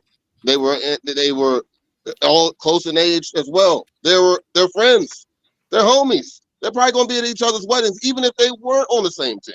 So we're talking about 4 guys that get together. He didn't even go to the Wayne Wade memorial for a ceremony. He didn't even go to Wayne Wade's Hall of Fame ceremony. They're that great of friends, right? He sure didn't. He didn't. I didn't say real friends. They could be fake friends. But don't make it about that, though, man. Come on, Mike. Yo, Mike Larry. Come on, man. For real. Don't make it about that kind of stuff, man. I can make money with somebody. That don't mean I like them. I can make money with you. That don't mean I like you. Yeah, but you saying they go to weddings and stuff. We can do that. What I'm saying here, man, is the facts can't be denied.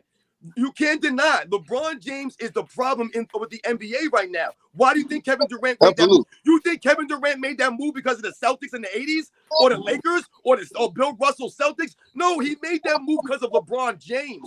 So what we're talking about is LeBron James could have went to any other team. That's what we're saying. He could have went to any team. The problem is he didn't do that. He went to a guy who already won to hide. The one thing I will say, because I'm from the DMV, and so I played with KD before. I've been a run and shoot. I kind of know a lot of the players that run. I played with them, all that good stuff, right? I know some of KD's family. But what I will say is with that, KD is a pure scorer. All he wants to do is play ball. He don't like defense, and he don't like getting touched. So the best place to go is probably the most open type of team that's in the league, which was Golden State. And he had a chance to do it, and he took it. He's always going to take advantage of things like that. All right, he weakened the competition when he done that, but I agree. I mean, the man was in Southeast DC, right? Like a decade back. He scored 57 points in Southeast against people like me. And he scored 57 points. He's beating on his chest saying, I'm the best scorer in the world. I'm like, what the hell? We are the best. We outside. Like, what are we talking about here? Do it in the NBA. But that's the kind of guy he is. That's the kind of guy he is. I've drawn triple doubles outside with pros out there. I ain't beating myself on the chest saying I'm the best player out here. Hell no. But that's the type of person he is, and that's the kind of NBA we got.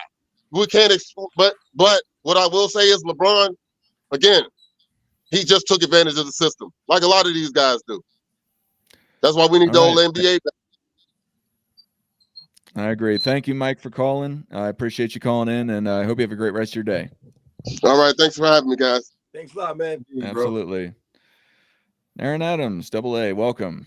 Hey, man, I don't like how y'all put me to the side, man. I thought I was one of the originals with y'all, man. I've been repping y'all forever, man. Hoop God, NMB, I've been holding y'all down, man. I even get planted on Go James Kingdom. He puts me in his videos, and y'all tell me I gotta wait till the end of the show. Y'all breaking my heart, man. My bad, bro. I'm not in charge of the back room, man. It's all love. It's all love. It's all love, fellas. It's all love. But you know what I was thinking, man?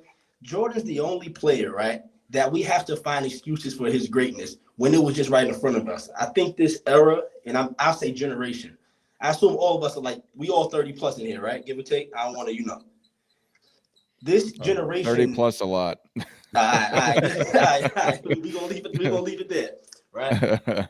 This generation hasn't seen winning the way we saw winning with one person.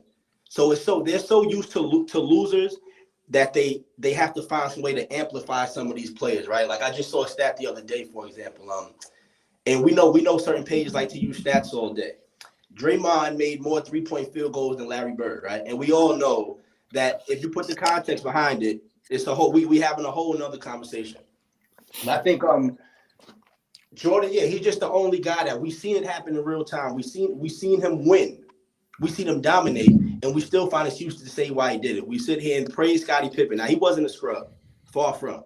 But he wasn't on this pedestal like people put him on. If we're going to do that to Scottie, we got to do the same thing to D-Wade. We got to do the same thing to Chris Bosh. We got to do the same thing to Kyrie. We got to do the same thing to Ant Davis and say these players are great. The co-stars can't be only great for one team and not the other team. You know what I'm saying? I watch these other channels talk about who had the help and what numbers. Listen, when it all came down to it, better team, that shit didn't matter. A lot of teams I think were better than the Bulls. They just had Jordan. And that makes a difference sometimes. That's all it is. When we watch all these NBA games, I think we all avid watchers. Every NBA game is what? It comes down to what? The last 2-3 minutes, most of them, if it's not a blowout. So all these games we can agree are in reach, right? Yep. All in reach. Sometimes, and when it comes down to those last 3 minutes, the separator is I have this player and you don't. This is why LeBron, the KDs, the Bookers, the Jordans, the Hardens, they get paid all this money because those last 3 minutes of the game, you can count on them. That's why you pick them up. You don't just say, yo, it's a team sport. We all gonna collectively win. We all know when shit gets ugly, we gotta go to these star players. This is what they get played for. LeBron doesn't come up as big as people want him to. Half the players in the league don't do it. But I think we make these excuses that, the better team, so that's why we couldn't win. No, it comes down to if you're the better player, you could take over. You're not going to lose. That's all it is sometimes. All the other stuff is irrelevant. So real fast, before the panel wants to answer that, welcome Man Down Sports. How are you today? What's up, big dog? I'm good, man. Oh, How wait. everybody doing? One more thing. Man Down Sports. I be watching your channel, but every time I want to get on, I think I catch it afterwards. I watch your stream. Your shit is legit. I be wanting to get on and say something, but I always catch it when after the whole thing is done. I just want to shout you out and give you props on your stream, bro. Yeah, for sure. I appreciate it, brother. I guess since you're in here, what do you have to say about what Double A's been saying? Who was Double A? The last guy that was talking? Yeah. Oh no, I agree with that. What he was saying, but I try to stray away from talking about MJ. I mean, I don't think it's a debate with that guy no more, man. So I mean, it's nothing you can say about MJ. MJ is the dude. That's a moot point. But I agree with everything Double A said. You're like sports fellas, we can watch every game. We can go back to college games. We go back to even football. Pat Mahomes gets paid this money because they know with 2 minutes left and they're not down by more than a touchdown, he's going to come back and win the game. That's what all these guys get paid for, the last 3 minutes of the game. Nothing else. Sure. I think we just exaggerate with players to say, well, look, Carl Towns has this. Such and such player averages that. All right, but when the game is close, can he make a clutch basket? Can he? Or we just going to say, hey, well, he had great stats. If we just saying we playing for stats and chips don't matter because chips are the ultimate. That's the ultimate thing. I don't care what nobody says. I don't care about no team achievement. If that's the case, then nobody should get credit because everybody has more players, has other players on the court with them. Hey, Double A, I wanted to just follow a point that you made because I saw that graph too when they said that Draymond had passed Bird and cumulative threes essentially. And I just made a statement. I said that's interesting. It took Draymond this long to pass Bird when he grew up with the 3-point line from elementary school. All the way up to the NBA. When Larry Bird never seen the 3-point line until he got into the NBA. Great point. This is what I'm saying. So this is why it's not work. This is why Jordan may have had a great mid-range because again, there wasn't a 3-point line to shoot from when he was growing up. Yeah. So that's why it translated over so well to the NBA, and he's one of the greatest mid-range shooters because this is all he had. So if you sit here and tell me all he had was mid-range and he excelled at that. It's hard for me not to believe that if he had the 3-point line coming up, he wouldn't excel at that as well. Yeah, well, see, the thing is, and I know y'all know this, I'm just making a statement. I have to tell these guys because when we be on these other platforms talking sports, they're trying to apply today's basketball to yesterday. And I'm like, that was not the game they played back then. Today, they play outside in. Back then, they played the opposite way. It was inside out or a perimeter player, you had to have that mid-range 1-2 dribble pull-up or able to get your shot off and create space in that high post elbow area because the paint was packed. So, yeah, you would either get the ball down to your big men, and then when they would try to collapse on that scoring area, they would incrementally move the ball back towards the guards to let them operate. But see, they don't understand that because they didn't go back and watch that game with, I would say, an active eye. They just want to look at lowlights and, oh, we're done with it. I'm like, bro, y'all are sad, man. It's just sad. No, it's really crazy. I was watching just jump shots by Jordan. It's kind of like you kind of think the shit is fake after a while because you see him making that many. In some of these videos, and it's not even clipped. Sometimes, like I watched the was that the Lakers when he made like 12 field goals in a row? 13, 91. 13. Yeah. That's still 13. A record, actually. Yeah. But remember, everybody sit here and harps on LeBron versus Cleveland. I mean, LeBron versus Spurs. This was Jordan's first finals too. Yeah. So I don't want to hear about this was his first finals too versus a Lakers team that had experience that's been to the finals. This is his first time going there. So again, people try to use he played the Spurs and he was young. Yo, young or not, your first time is your first time. Hey, it's ironic because Magic Johnson was the same age as Tim Duncan. In 2007, Tim Duncan was 31. In 1991, Magic Johnson was 31. This is what I'm saying. Magic was second in MVP voting. I think Timmy was like 6th or 7th. Yo, the 6 degrees of separation. If I'm wrong, please somebody correct me. It's not that far removed. Like Jordan played against Kareem. The same people that played against Jordan. You got the Kobe that played against Jordan. You got LeBron that played against Kobe. These players aren't really. It's not like you're talking about 50-year separation. You know what I'm saying? All of these players. Again, Jordan was 1 year removed from playing against LeBron. So it's not like there's a great difference that these people try to say. Yo, the 90s was this, dude. Kobe's from the 90s. Allen Iverson from the 90s. These are all guys that went up against those players that they try to clown. So if you by that logic, if you do the math, you're gonna be downplaying every generation in a sense. If you want to go with that, if that makes any sense to y'all. Robin, Nick, or Uncommon Sense, you got anything to say about all that? No, that was good. Yeah, I agree with a lot of that. Don't have much to add. Yeah. I mean, I agree. Like I said, to me, this whole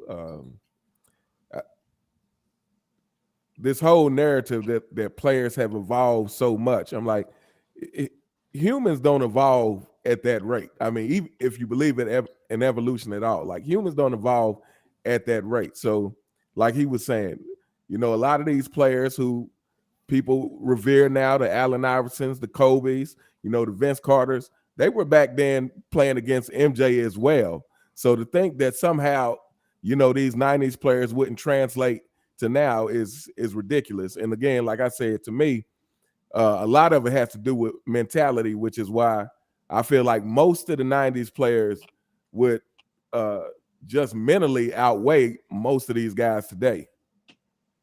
Yeah, that's something I've always said. Like, whenever they started saying the 90s was plumbers and cab drivers, like, I don't know. Like, I understand that comes from like the whole Bob Cousy thing. You almost started a driver's ed school instead of going to the NBA. That, back in those days, guys might have had other financial opportunities that lended more revenue or income than the NBA at that time. But since like the 70s and 80s, right? Like, that's never been the best talent in the world, bar none, plays in the NBA. Yes, the international game has expanded a little bit, right? But I don't think it's to the degree that you say like, oh my God, this is just, light years better because they got this guy from Latvia and Luka comes from Slovenia, or whatever. I don't think it's like that. I don't think the difference is so great. Like you're saying, like, oh, well, nutrition and exercise has gotten so much better the last 20 years that these guys are they're not even human anymore. They're just a whole different thing, right? I don't buy into that either. It makes no sense. Real fast. Uncommon, let me just say something real fast, and then if you or Robin want to go. I don't understand when people say, oh, these players of yesteryear had other businesses. Michael Jordan himself was involved with another business, the shoe business. Yep. Are you kidding me?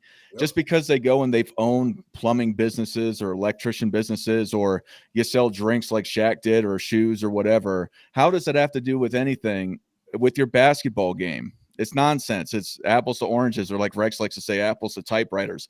Just because you make income in another way doesn't mean that you're doing that. And these guys were not plumbing while they were playing basketball across the country. Are you kidding me? Like, let's think about it for a second here. How can you go and do plumbing work every day while you're going across the country playing basketball? It makes no sense. Anyway, Robin or Uncommon Sense, you got anything to say? Yeah, I'll just chime in real quick. It's the same thing you guys been saying, man. Listen, whenever we hear these people talk about the skills of these players today, I always ask these people to make videos and please explain to me what skills we're talking about, because more likely than not, they're talking about two aspects: the three-point shooting, which is prevalent, and the dribbling ability of these players. The dribbling, not the ball handling, the dribbling ability of these players. But once again, I challenge them on this, because once again, in the 80s and the 90s, there were players, stretch fours, guys like Detlef Schrempf, guys like Sam Perkins, guys like Bill Laimbeer, who could shoot the three-point shot. The only difference was they only shot it 3-4 times a game. They didn't shoot it 10 or 8 times a game. So in essence, they had to be more efficient with these shots. You're only shooting 4 times. You have to make those shots. You can't be out here chucking up all these threes. So when we talk about the balance of the game from back in the day, especially the 90s, the balance, once the three-point line was being utilized at a little bit more of a higher volume, you saw the beautiful bounce, man, three-point specialist, man, right? We've seen these guys. There were also guys like Steph Curry's in the era. We had the Reggie Millers back in the day who would run guys off of screens all game long. And when we talk about the dribbling ability of the eras, we had the Kevin Johnsons, the Tim Hardaways, the Penny Hardaways, Michael Jordan's ball handling ability is excellent, because once again, these guys had the fundamentals in those eras that are lacking today. Where are the post games in this era? That's a skill. Right? Even leadership is lacking in this era, which is a skill that people go to school to learn how to become better leaders. But in this era, they don't have that kind of stuff, right? So these are all the things we think about. And it goes back to the same thing that we hear when they tear down the eras back in the day. What do you often hear them say? Oh, like you guys just said, these guys back in the day were nobodies. But at the same time, they're going to sit there and tell us that Scottie Pippen was this great of a player. And yes, Scottie Pippen was an all-time great. But once again, I told you the praise is disingenuous because all they're doing is trying to take away from Michael Jordan's greatness by elevating Scottie Pippen to a realm he was never at. I grew up watching this stuff. Scottie Pippen was never that dude, man. He was not. He was not above Karl Malone or Hakeem Olajuwon or Shaquille O'Neal or David Robinson or Clyde Drexler or Reggie Miller or John Stockton or any of these other all-time greats that was in that. He was not above those guys, the Charles Barkleys. Scottie Pippen was a great player, but they're going to tell us that every one of those guys wasn't that great, but Scottie Pippen somehow was that great. It doesn't add up. I told you they can't have it both ways. They can't be garbage, but at the same time, Michael Jordan was 1-9 without Pippen because he was so dynamic. It doesn't add up, man. The guys in previous eras had the fundamentals, which is what they relied on. And the one thing we can't forget, guys, when we talk about this era today, it's the effort. One thing that I always remember watching growing up was the effort that these grown men played with that I do not see on a consistent basis in this era. The effort these guys gave on both ends of the court cannot be denied. Yo, do y'all remember what Larry Johnson said back in the 90s when they played Pippen? I mean, when he played the Bulls? Do y'all remember that? What? Anybody? Why? I don't know specifically. No, go ahead. What do you say? We lost him. I think we lost him. No, Larry Johnson didn't say nothing because he was scared. Larry Johnson? He said to Pippen. He didn't say that to Jordan. He said to Pippen, Jordan gives all y'all guts over there. That's it. He's the reason the battery's in y'all back. But as it should, when you have, listen, I'm pretty good at ball, but I got this guy that's way better than me, and as good as I am, I know when it's time for my ass to look. Let me take a step back, and you do what you got to do. That's what. Double A. I'm pretty good. I could bust the average person's ass. I put my life. Hey, Double A. Go check Steven Jackson on all the smoke when they were speaking on when Jordan came to practice, because they were, pretty much they weren't showing the effort like Sports and Fitness Rant said. And Jordan came out there, laced them up at 50 years old and was giving them the business. He said DJ Augustine was out there shooting like Steph Curry. So no, what you saying is factual. When you have a guy that instills that confidence in you, you will play better because he's giving you that confidence with his presence out there. So I'm glad you said that. That was a good point. Yeah, that's with anything, though. That's with anything. That's my point. That goes from basketball to work. Double A. Go ahead. Real fast. So Nick, NMB Sports has to go. You have any last words to anybody? If you like what he had to say, go subscribe to his channel. Yeah, no, I enjoyed it. Yeah, I've been MIA lately. I'll get back on the videos, so we'll do this more often.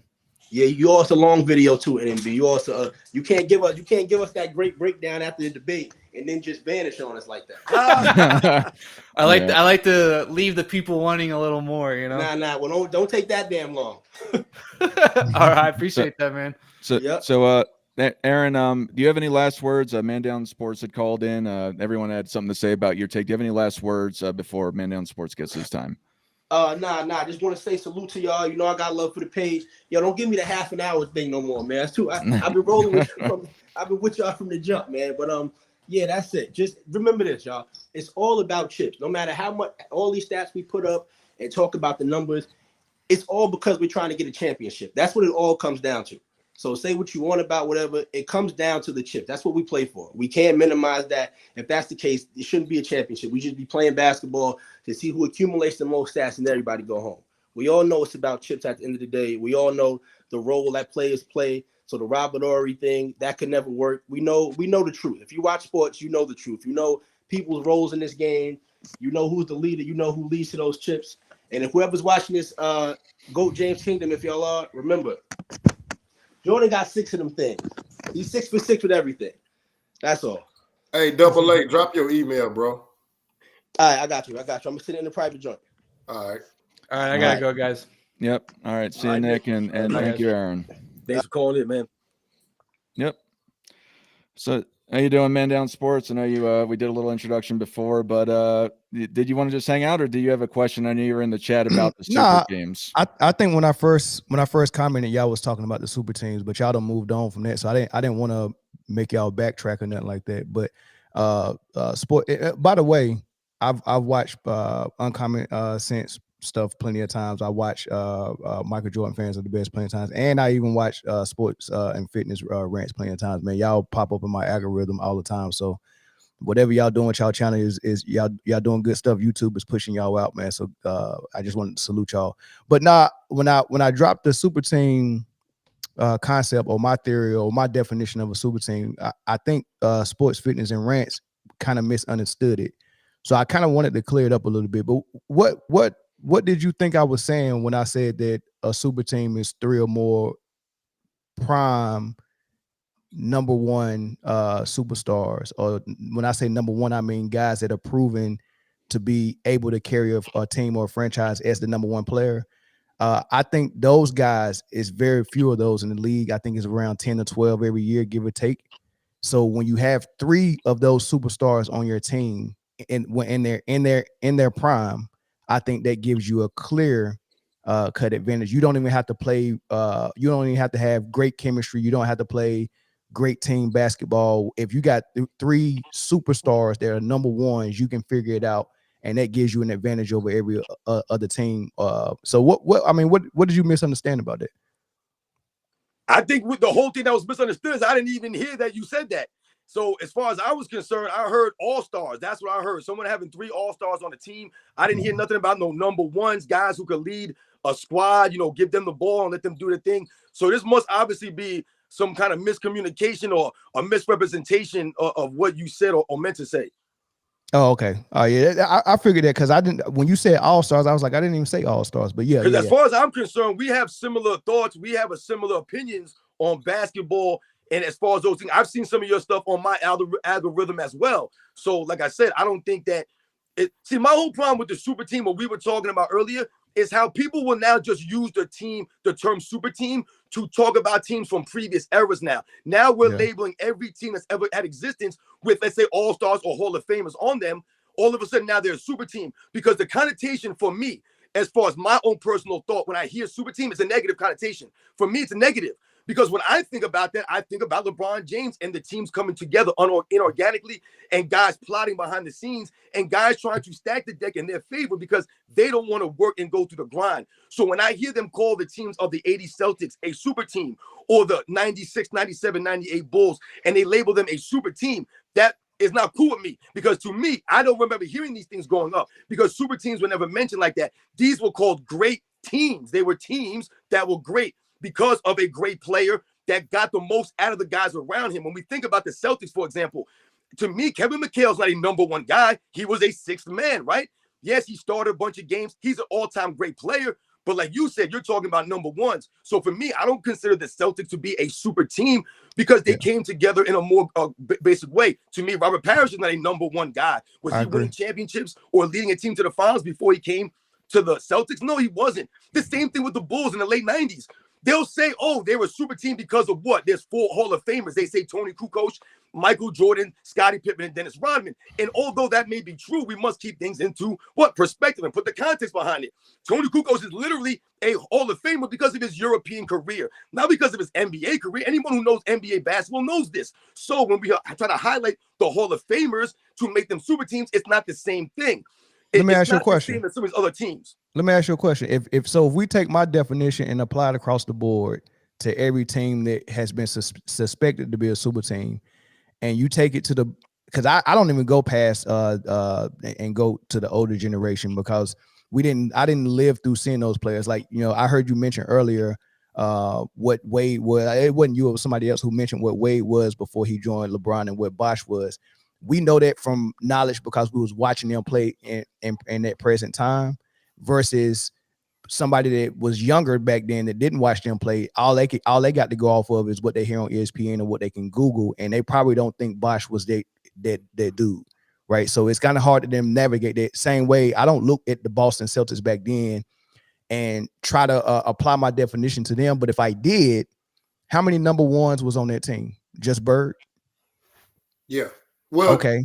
Well, wait, DJ, but he was later in his year though. Because you think he was a number one? You think? Well, what do you mean by number? What do you mean by number one? Yeah, he wasn't. Remember I say it's only 10 to 12 legit superstars that are number ones that can carry a franchise successfully, right? So those would be. I mean, I think Reggie Miller was able to do it in his prime. I think Jordan, Barkley, all those guys are prime superstars, number ones, right? I don't think DJ was a top 12 player. No, I mean, he was a Finals MVP, won a championship with Gus and all that. Yeah, But Gus was the number one. He just had. I think DJ had a series like Iguodala. He just had the mismatch, and he just played out of his mind. So he wasn't a legit number one. But let's say he was. That's two. That's two. Yeah, what was it? Yeah, I see your point. No, yeah. right. So if you apply your logic, you're on the money with this. If you're gonna see, but this is the thing though. This is where the education becomes, and I'm not saying to you, for you, but for people like you said who don't know, maybe they didn't watch it or whatever the case may be, for them to consider a number one. Who knows what they're different? People think Scottie Pippen is the number one right now. That's the problem. So they're trying to pump Scottie Pippen up now. This is what I'm saying. When I was growing up, Scottie Pippen was nowhere near the Reggie Millers, the John Stocktons, the Karl Malones, the Barkleys, the David. But now they keep trying to tell me that Scottie Pippen was the best all-around basketball player in 1994 when Michael Jordan left. And I keep trying to tell you or tell them, how is he a greater all-around basketball player than Hakeem Olajuwon or Shaquille O'Neal or Charles Barkley or David Robinson? When did this happen? So he wasn't, but he was able to prove that he could lead a successful team as a number one when Michael Jordan retired the first time. He was in the MVP discussion. He got his team. He played with 3 All-Stars on the Bulls, though. They had 3 All-Stars that season. And once again, these are the residuals of playing with a Michael Jordan. You also have Phil Jackson there, who many people will argue did his best coaching job in that season. They had great game plans. They played a great team ball. That takes away nothing from Scottie Pippen. But look at his numbers across the board. When Michael Jordan left, what they try to tell us now is Michael Jordan suppressed Scottie Pippen so much because he shot the ball so much. So they want us to believe, or people to believe, that if Michael Jordan wasn't there hogging the ball, Scottie Pippen could have averaged 30 points a game and be that guy. He wasn't that guy. He was never the leader. Yes, they made the playoffs. They were still a great team, and Scottie Pippen led them there. But what happened when it mattered most? Because he was not a number one. When they needed a basket, they called on Tony Kukoc. In Game 7, where was Scottie Pippen? He was not there. But what do they keep telling us? Oh, Pippen got robbed because of a bad call. So did the Detroit Pistons in the 88 finals. No one brings these things up. There have been many missed calls or bad calls in NBA's history, but they'll give Scottie Pippen that crutch to lift him up into a realm. And they tell me now on my channel that Scottie Pippen led the Chicago Bulls to the Eastern Conference Finals in 1994.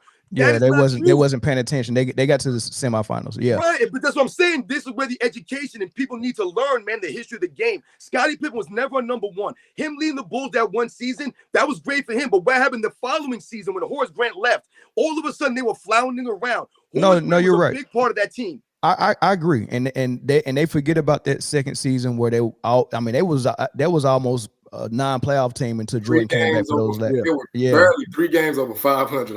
That was on the struggle bus. But I will get the only thing I disagree with you, Sports and Rants, Sports and Fitness, is I think I would give credit to Pippen for being a successful number one. I mean, he was in the MVP discussion. He played phenomenal basketball. He was definitely probably a top 12 player in the league at that time. You talking about 94? Yeah. Okay. Real fast, Uncommon Sense, were you trying to say something? Yeah. I was just gonna say I agree with Man Down as far as that 94 season, but I think the reason, again, kind of like what Sports and Fitness Rants was saying, I think coming off that leadership of Michael Jordan is what got Scottie Pippen to that point.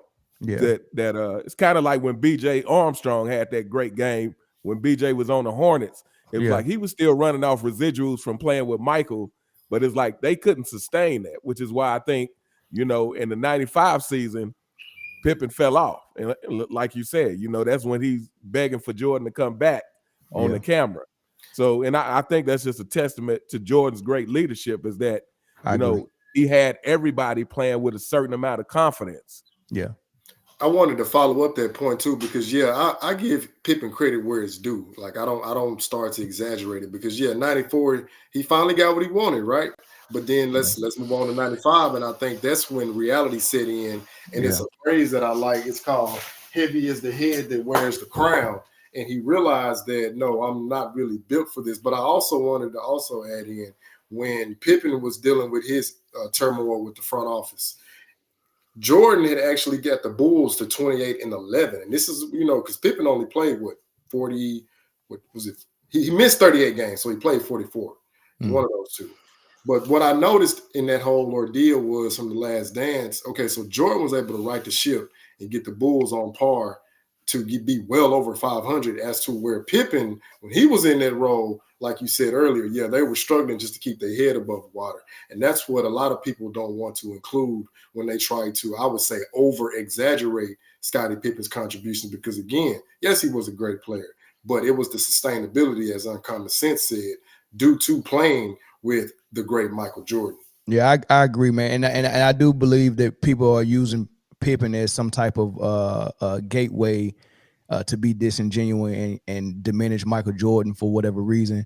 But I don't respond to that by going to the other end of that stream and then taking him away from the credit he deserves as a number one. I mean, I think he's successful, but even with my definition of 3 number ones in their prime, the Bulls never had that. You know, at the most they had a dynamic duo with Pippen and Jordan, which is normal. You got Shaq and Kobe, you got Stockton and Malone, you got Peyton Kemp. Like, so dynamic duos was a thing then.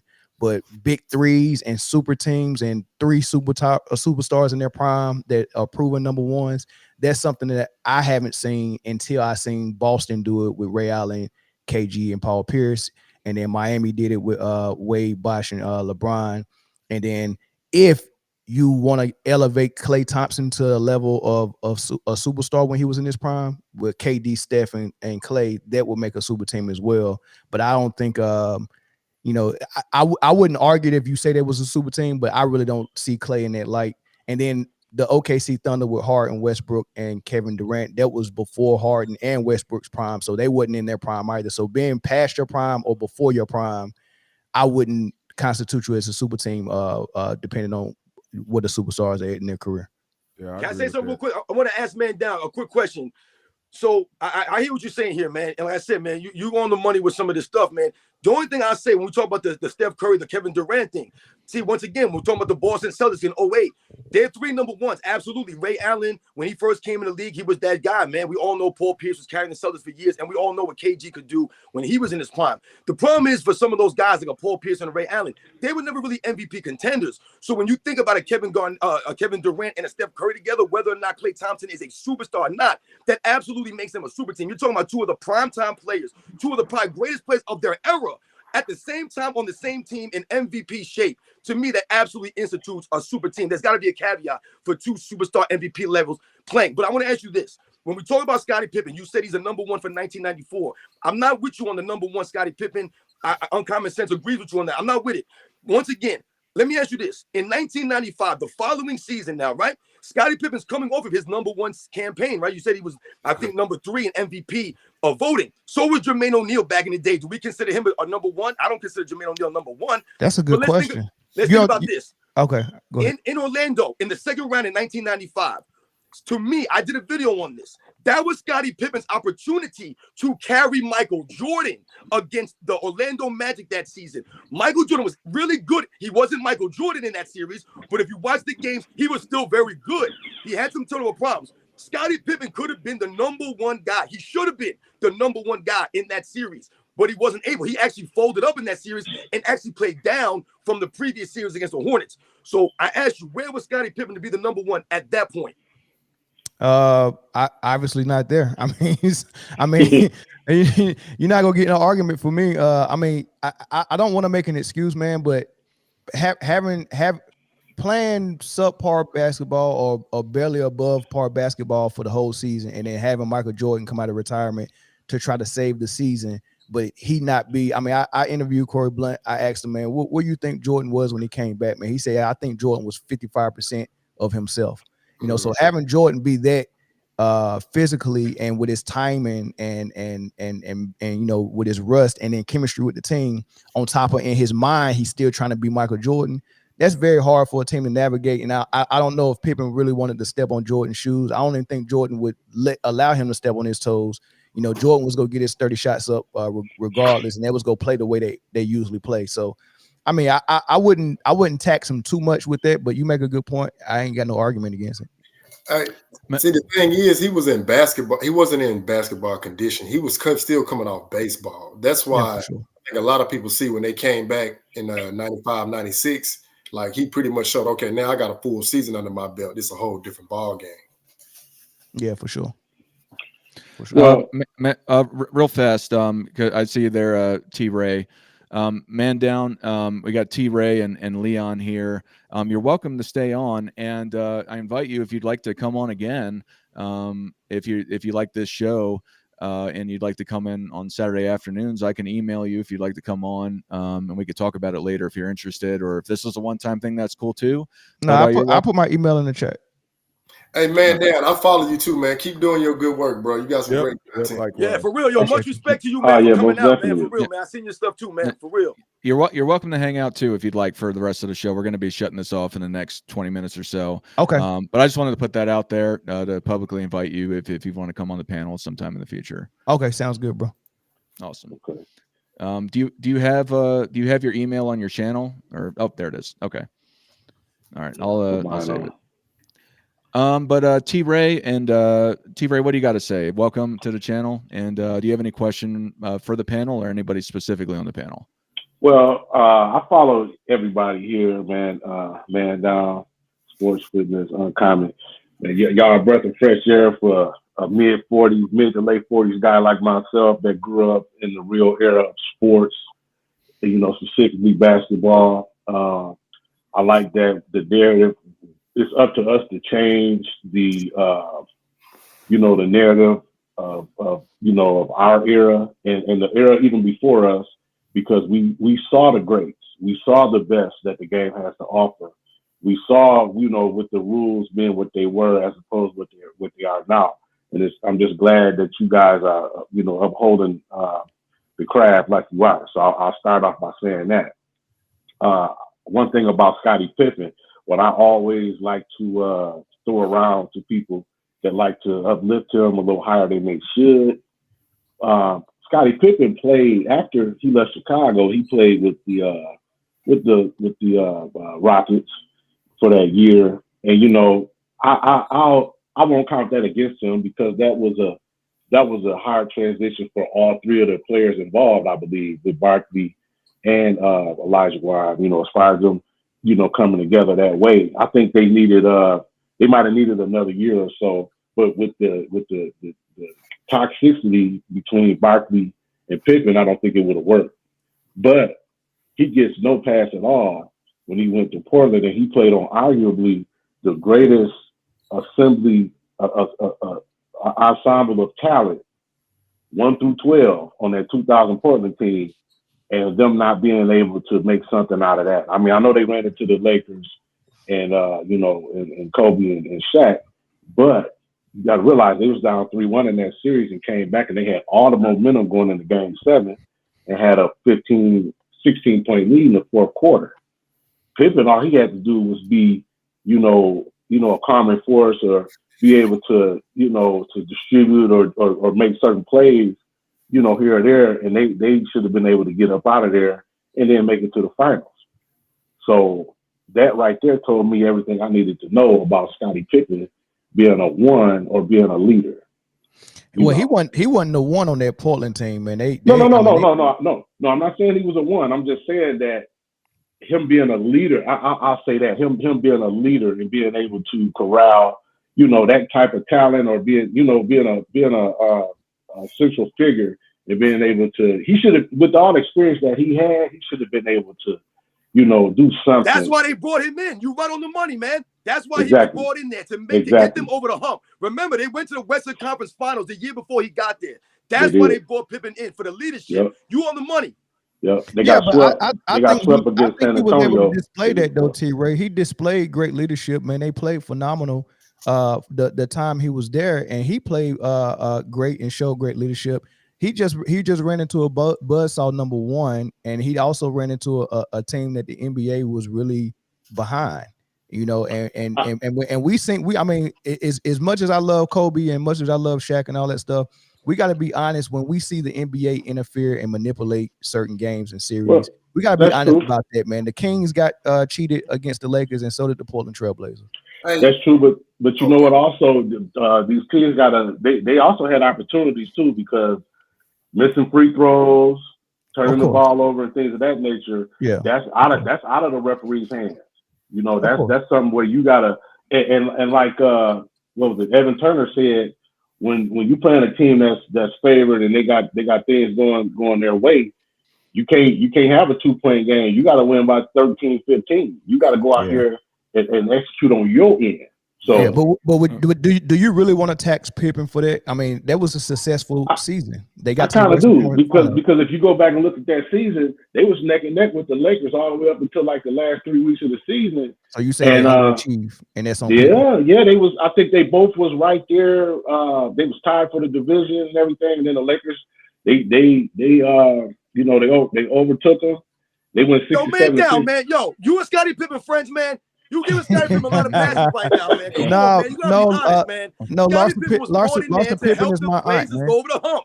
Come on, man. You gotta put some onus on this man. What leadership are you talking about? Larson They went to Pippen the is my Western aunt, Conference big Finals dog. before he got there. No, I'm Yeah, joking. no, Pippen. I got a question when y'all finish. No, but basically, real fast, Trey or T-Ray. JB was here, super chatted. Robin, the Sports and Fitness Rants, the Terminator or the Road Warrior? Who do you pick? Oh man, I'm going with the Road Warrior. Let's go, baby. Mel Gibson, baby.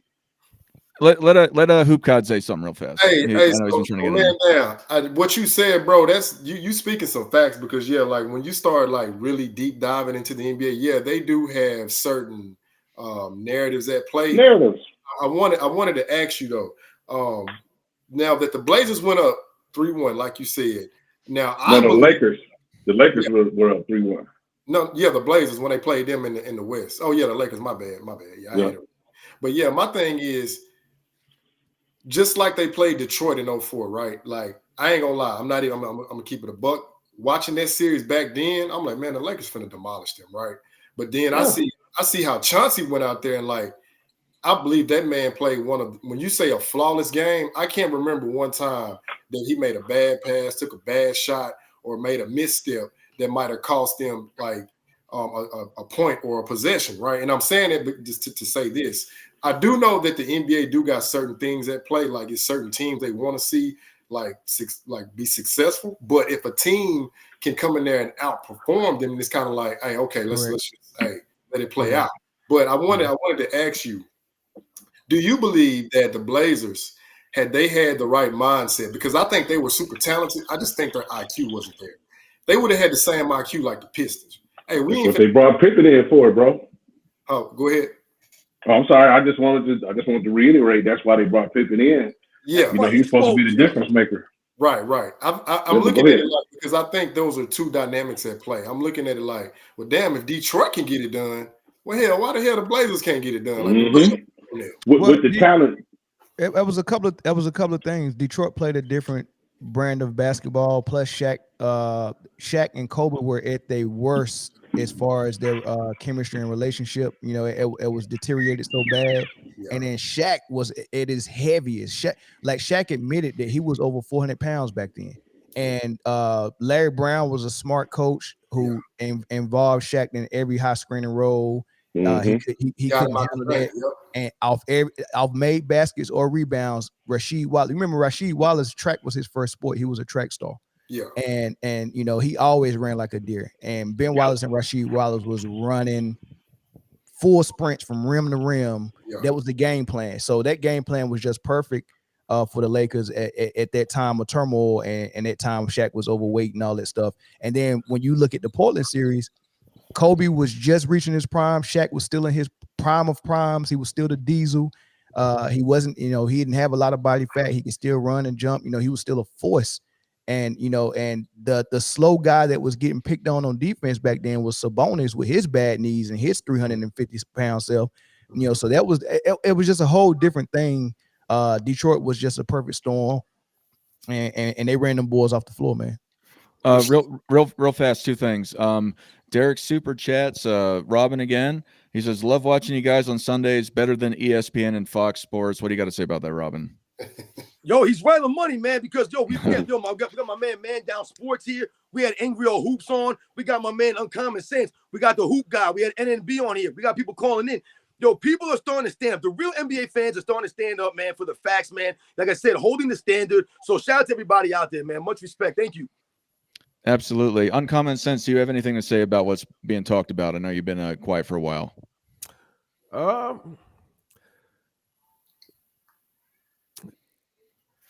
Yeah, I agree a lot with what Man Down is saying. But honestly, like me, I feel like just because like I'm so into I think great players is half your skills and half leadership. Especially if we're talking about the best of the best. And it's saying like if going back to the Scottie Pippen thing, it's like I think Scottie was lacking on both. So again, it's I probably give Pippen less credit than a lot of people because I feel like Michael Jordan was totally responsible for Scottie Pippen being a top 50 player. And the whole Portland series that you're talking about, I agree with some of the NBA narrative stuff and that, but at the end of the day, and I know Scottie Pippen, I guess, was older but at the end of the day, I feel like Scottie Pippen's leadership should have carried that team over the hump against the Lakers. And I feel like Scottie is just not a leader like that. And, so yeah, I just feel like Scottie's not a leader like that. He might not be, but that don't mean he's not a number one, because there's a lot of number ones that are capable number ones, but that just don't have that leadership ability. AD is one of them. Paul George is another one. So does that mean they're not a number one? No, it just means they're not on a level of the guys that we got at the tippy top, like Michael Jordan, Kobe, Kawhi, guys of that nature, man. They just number ones, but on a lesser level. There's levels to it. So I mean, Scott, I still, like I said, I still give him credit for being a capable number one. He showed us that he can lead a team for a full season as a number one when he was in his prime. I give him number one credit. But if for the guys that don't give him number one credit, I'm fine with that. I would settle with him being probably the best number two we've ever seen. Name a number two that's better. Well, I said, but I got a question. I got a question. Hold on. Because was Kareem Abdul-Jabbar number two in the 80s with Magic Johnson? We can say he was a great number two. See, this is where it gets slippery when we talk about these things. Listen, Man Down, I respect you. I'm gonna subscribe to your channel, man. I like your stuff, man. Hold on, man. You ain't already subscribed. Hold on, wait. You're not already subscribed, big dog? No, man. Listen, man. I'm gonna subscribe to your channel, man. Lord have mercy, man. No, but listen, I can't give a Scottie Pippen being the number one. My only problem with this is that Scottie Pippen only did it for one season. That's not proving it. This is why I'll never put him above a Reggie Miller, so to speak, let's say, who people believe is a lesser player, Reggie Miller. But Reggie Miller was 10 toes down in Indiana for 15, 20 seasons, man. He was there leading them every single season to the Eastern Conference Finals, to the NBA Finals, man. So we can't put Scottie Pippen with the guys who did it for years and years and years. But one thing we must think about the 2000 Portland Trailblazers, like it was mentioned earlier, they came back from being down 3-1. So essentially, they had won 2 games in a row. The series was tied 2-2. All the momentum was on their favor. Scottie Pippen, all he had to do was get a basket. They were up by almost 20 points in the fourth quarter. He just couldn't get one basket. He ain't a basket getter, though. He's a facilitator that's very athletic and highly skilled, but he's not a basket getter mentality like that. What about a charge? What about a charge or a steal? He could have did something. I just wanted to add. I'll tell you. Hold on 1 second. I'll tell you who would have did something in comparison. If you want to compare these two players, Jimmy Butler would have figured out a way to do something. I just want to add something with Pippen. I think he is one of the greatest number two guys, but I would not say he's the greatest. Because you could talk about Kareem and Oscar Robertson. You could talk. Somebody mentioned John Havlicek with Bill Russell. They won 8 together. Robin just mentioned Magic and Kareem. You could talk Shaq and Kobe. You could talk Tim Duncan, David Robinson. Now, I think some of them you can take out of that. Some of them are just my personal preferences, but I think that individually they were better players than Scottie Pippen. But for the greatness aspect, I think Scottie Pippen is probably a top 5 number two. But I don't think he's the best number two. But I have a difference between that. I differentiate best and greatest. I agree with you on that. But this is why I said it that way. Because if we're not giving him credit for number one, that means he's 100% a legit number two. Those guys that you named were not number twos. They were number ones that was de facto number twos because they just happened to have a better number one on their squad. So I don't look at Kobe as a number 2, but I'm talking about people that are legit number 2s like Stockton. He was a legit number 2 for his whole career behind Malone, and when Malone was the number 1.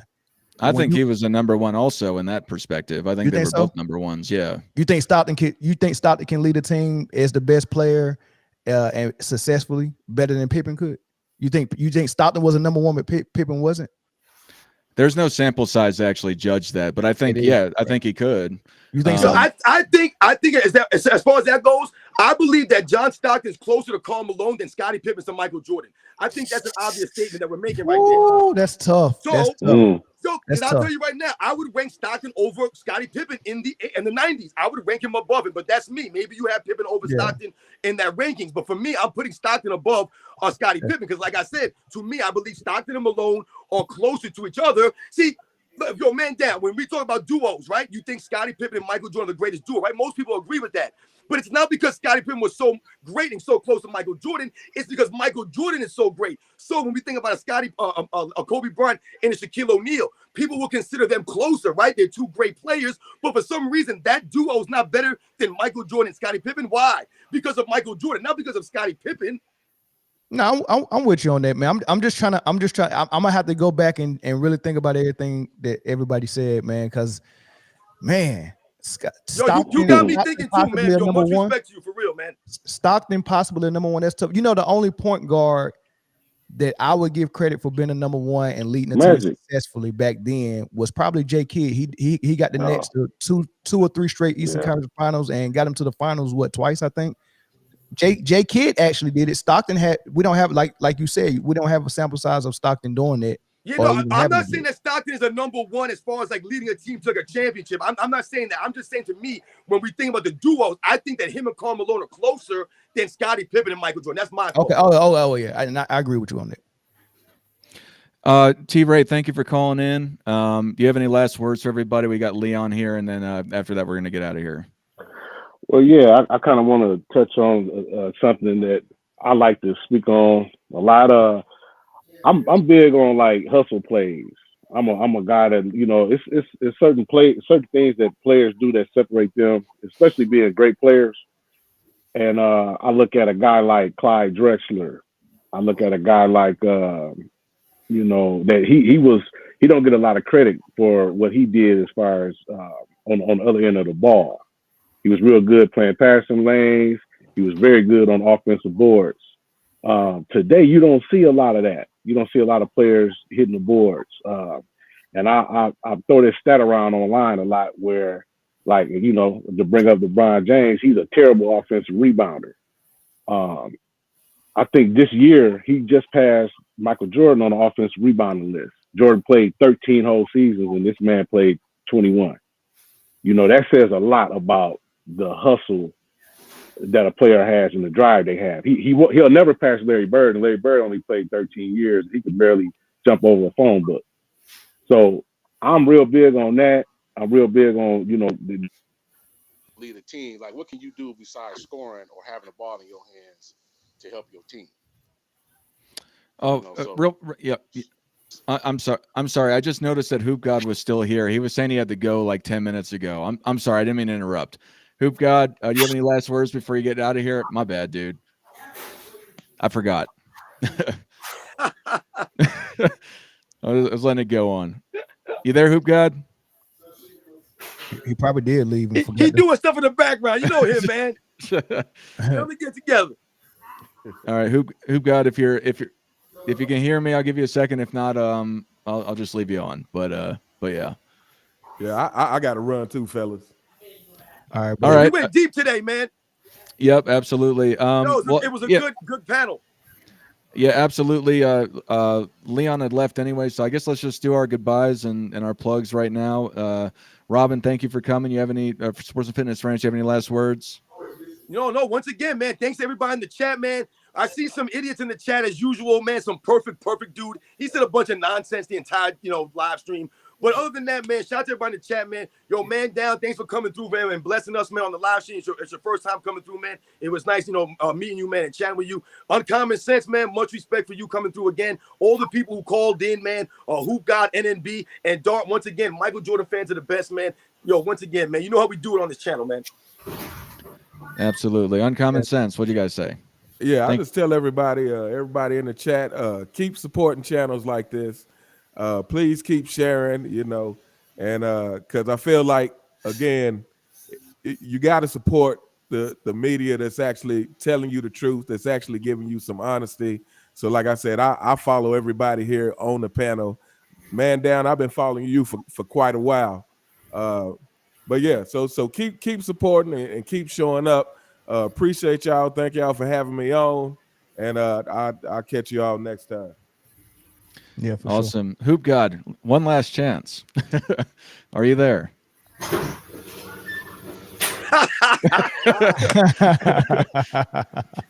All right, man down sports. What do you got to say? Hey man, thanks for inviting me on, man, and thanks for being a good host and all that stuff, man. It was a good panel. I appreciate everybody that was on here. I'm sub to all of y'all. If I'm not sub to all of y'all, I will be after this. But my question though is I'm looking at this restream thing, and it kind of look kind of I don't know. It's kind of I use StreamYard, man. Is restream better than StreamYard? I think so, and let me tell you why. Because all of us, well, Uncommon Sense tried to do it, but he had an issue with it. Robin, I know what that issue is now. Okay, so what we're able to do on Restream is that it allows you to restream. I'm plugging Restream right now. It allows you to restream if you do a membership to it, even if you don't do a membership to it, if you're hosting it to multiple channels. So, for instance, Robin is. I think you joined through Robin's channel. He's streaming through his channel and he gets a copy of the show onto his page. So it enables him to get super chats instead of it all coming on the mine. Uncommon Sense on a sidebar, Uncommon Sense. I'll send you this video after all of this. But you have the option to restream. And then for me, I think it's a great idea because for one, more people get to see it. Everyone gets the ability to get super chats, and it also promotes everyone else's channels. And I think it's just a good way to just get the show out there. Okay. And that's why I started using it. I know with StreamYard, I think you could do one with a membership or something like that. Another one, which is, not it in my opinion, but let me just put it that way. Okay.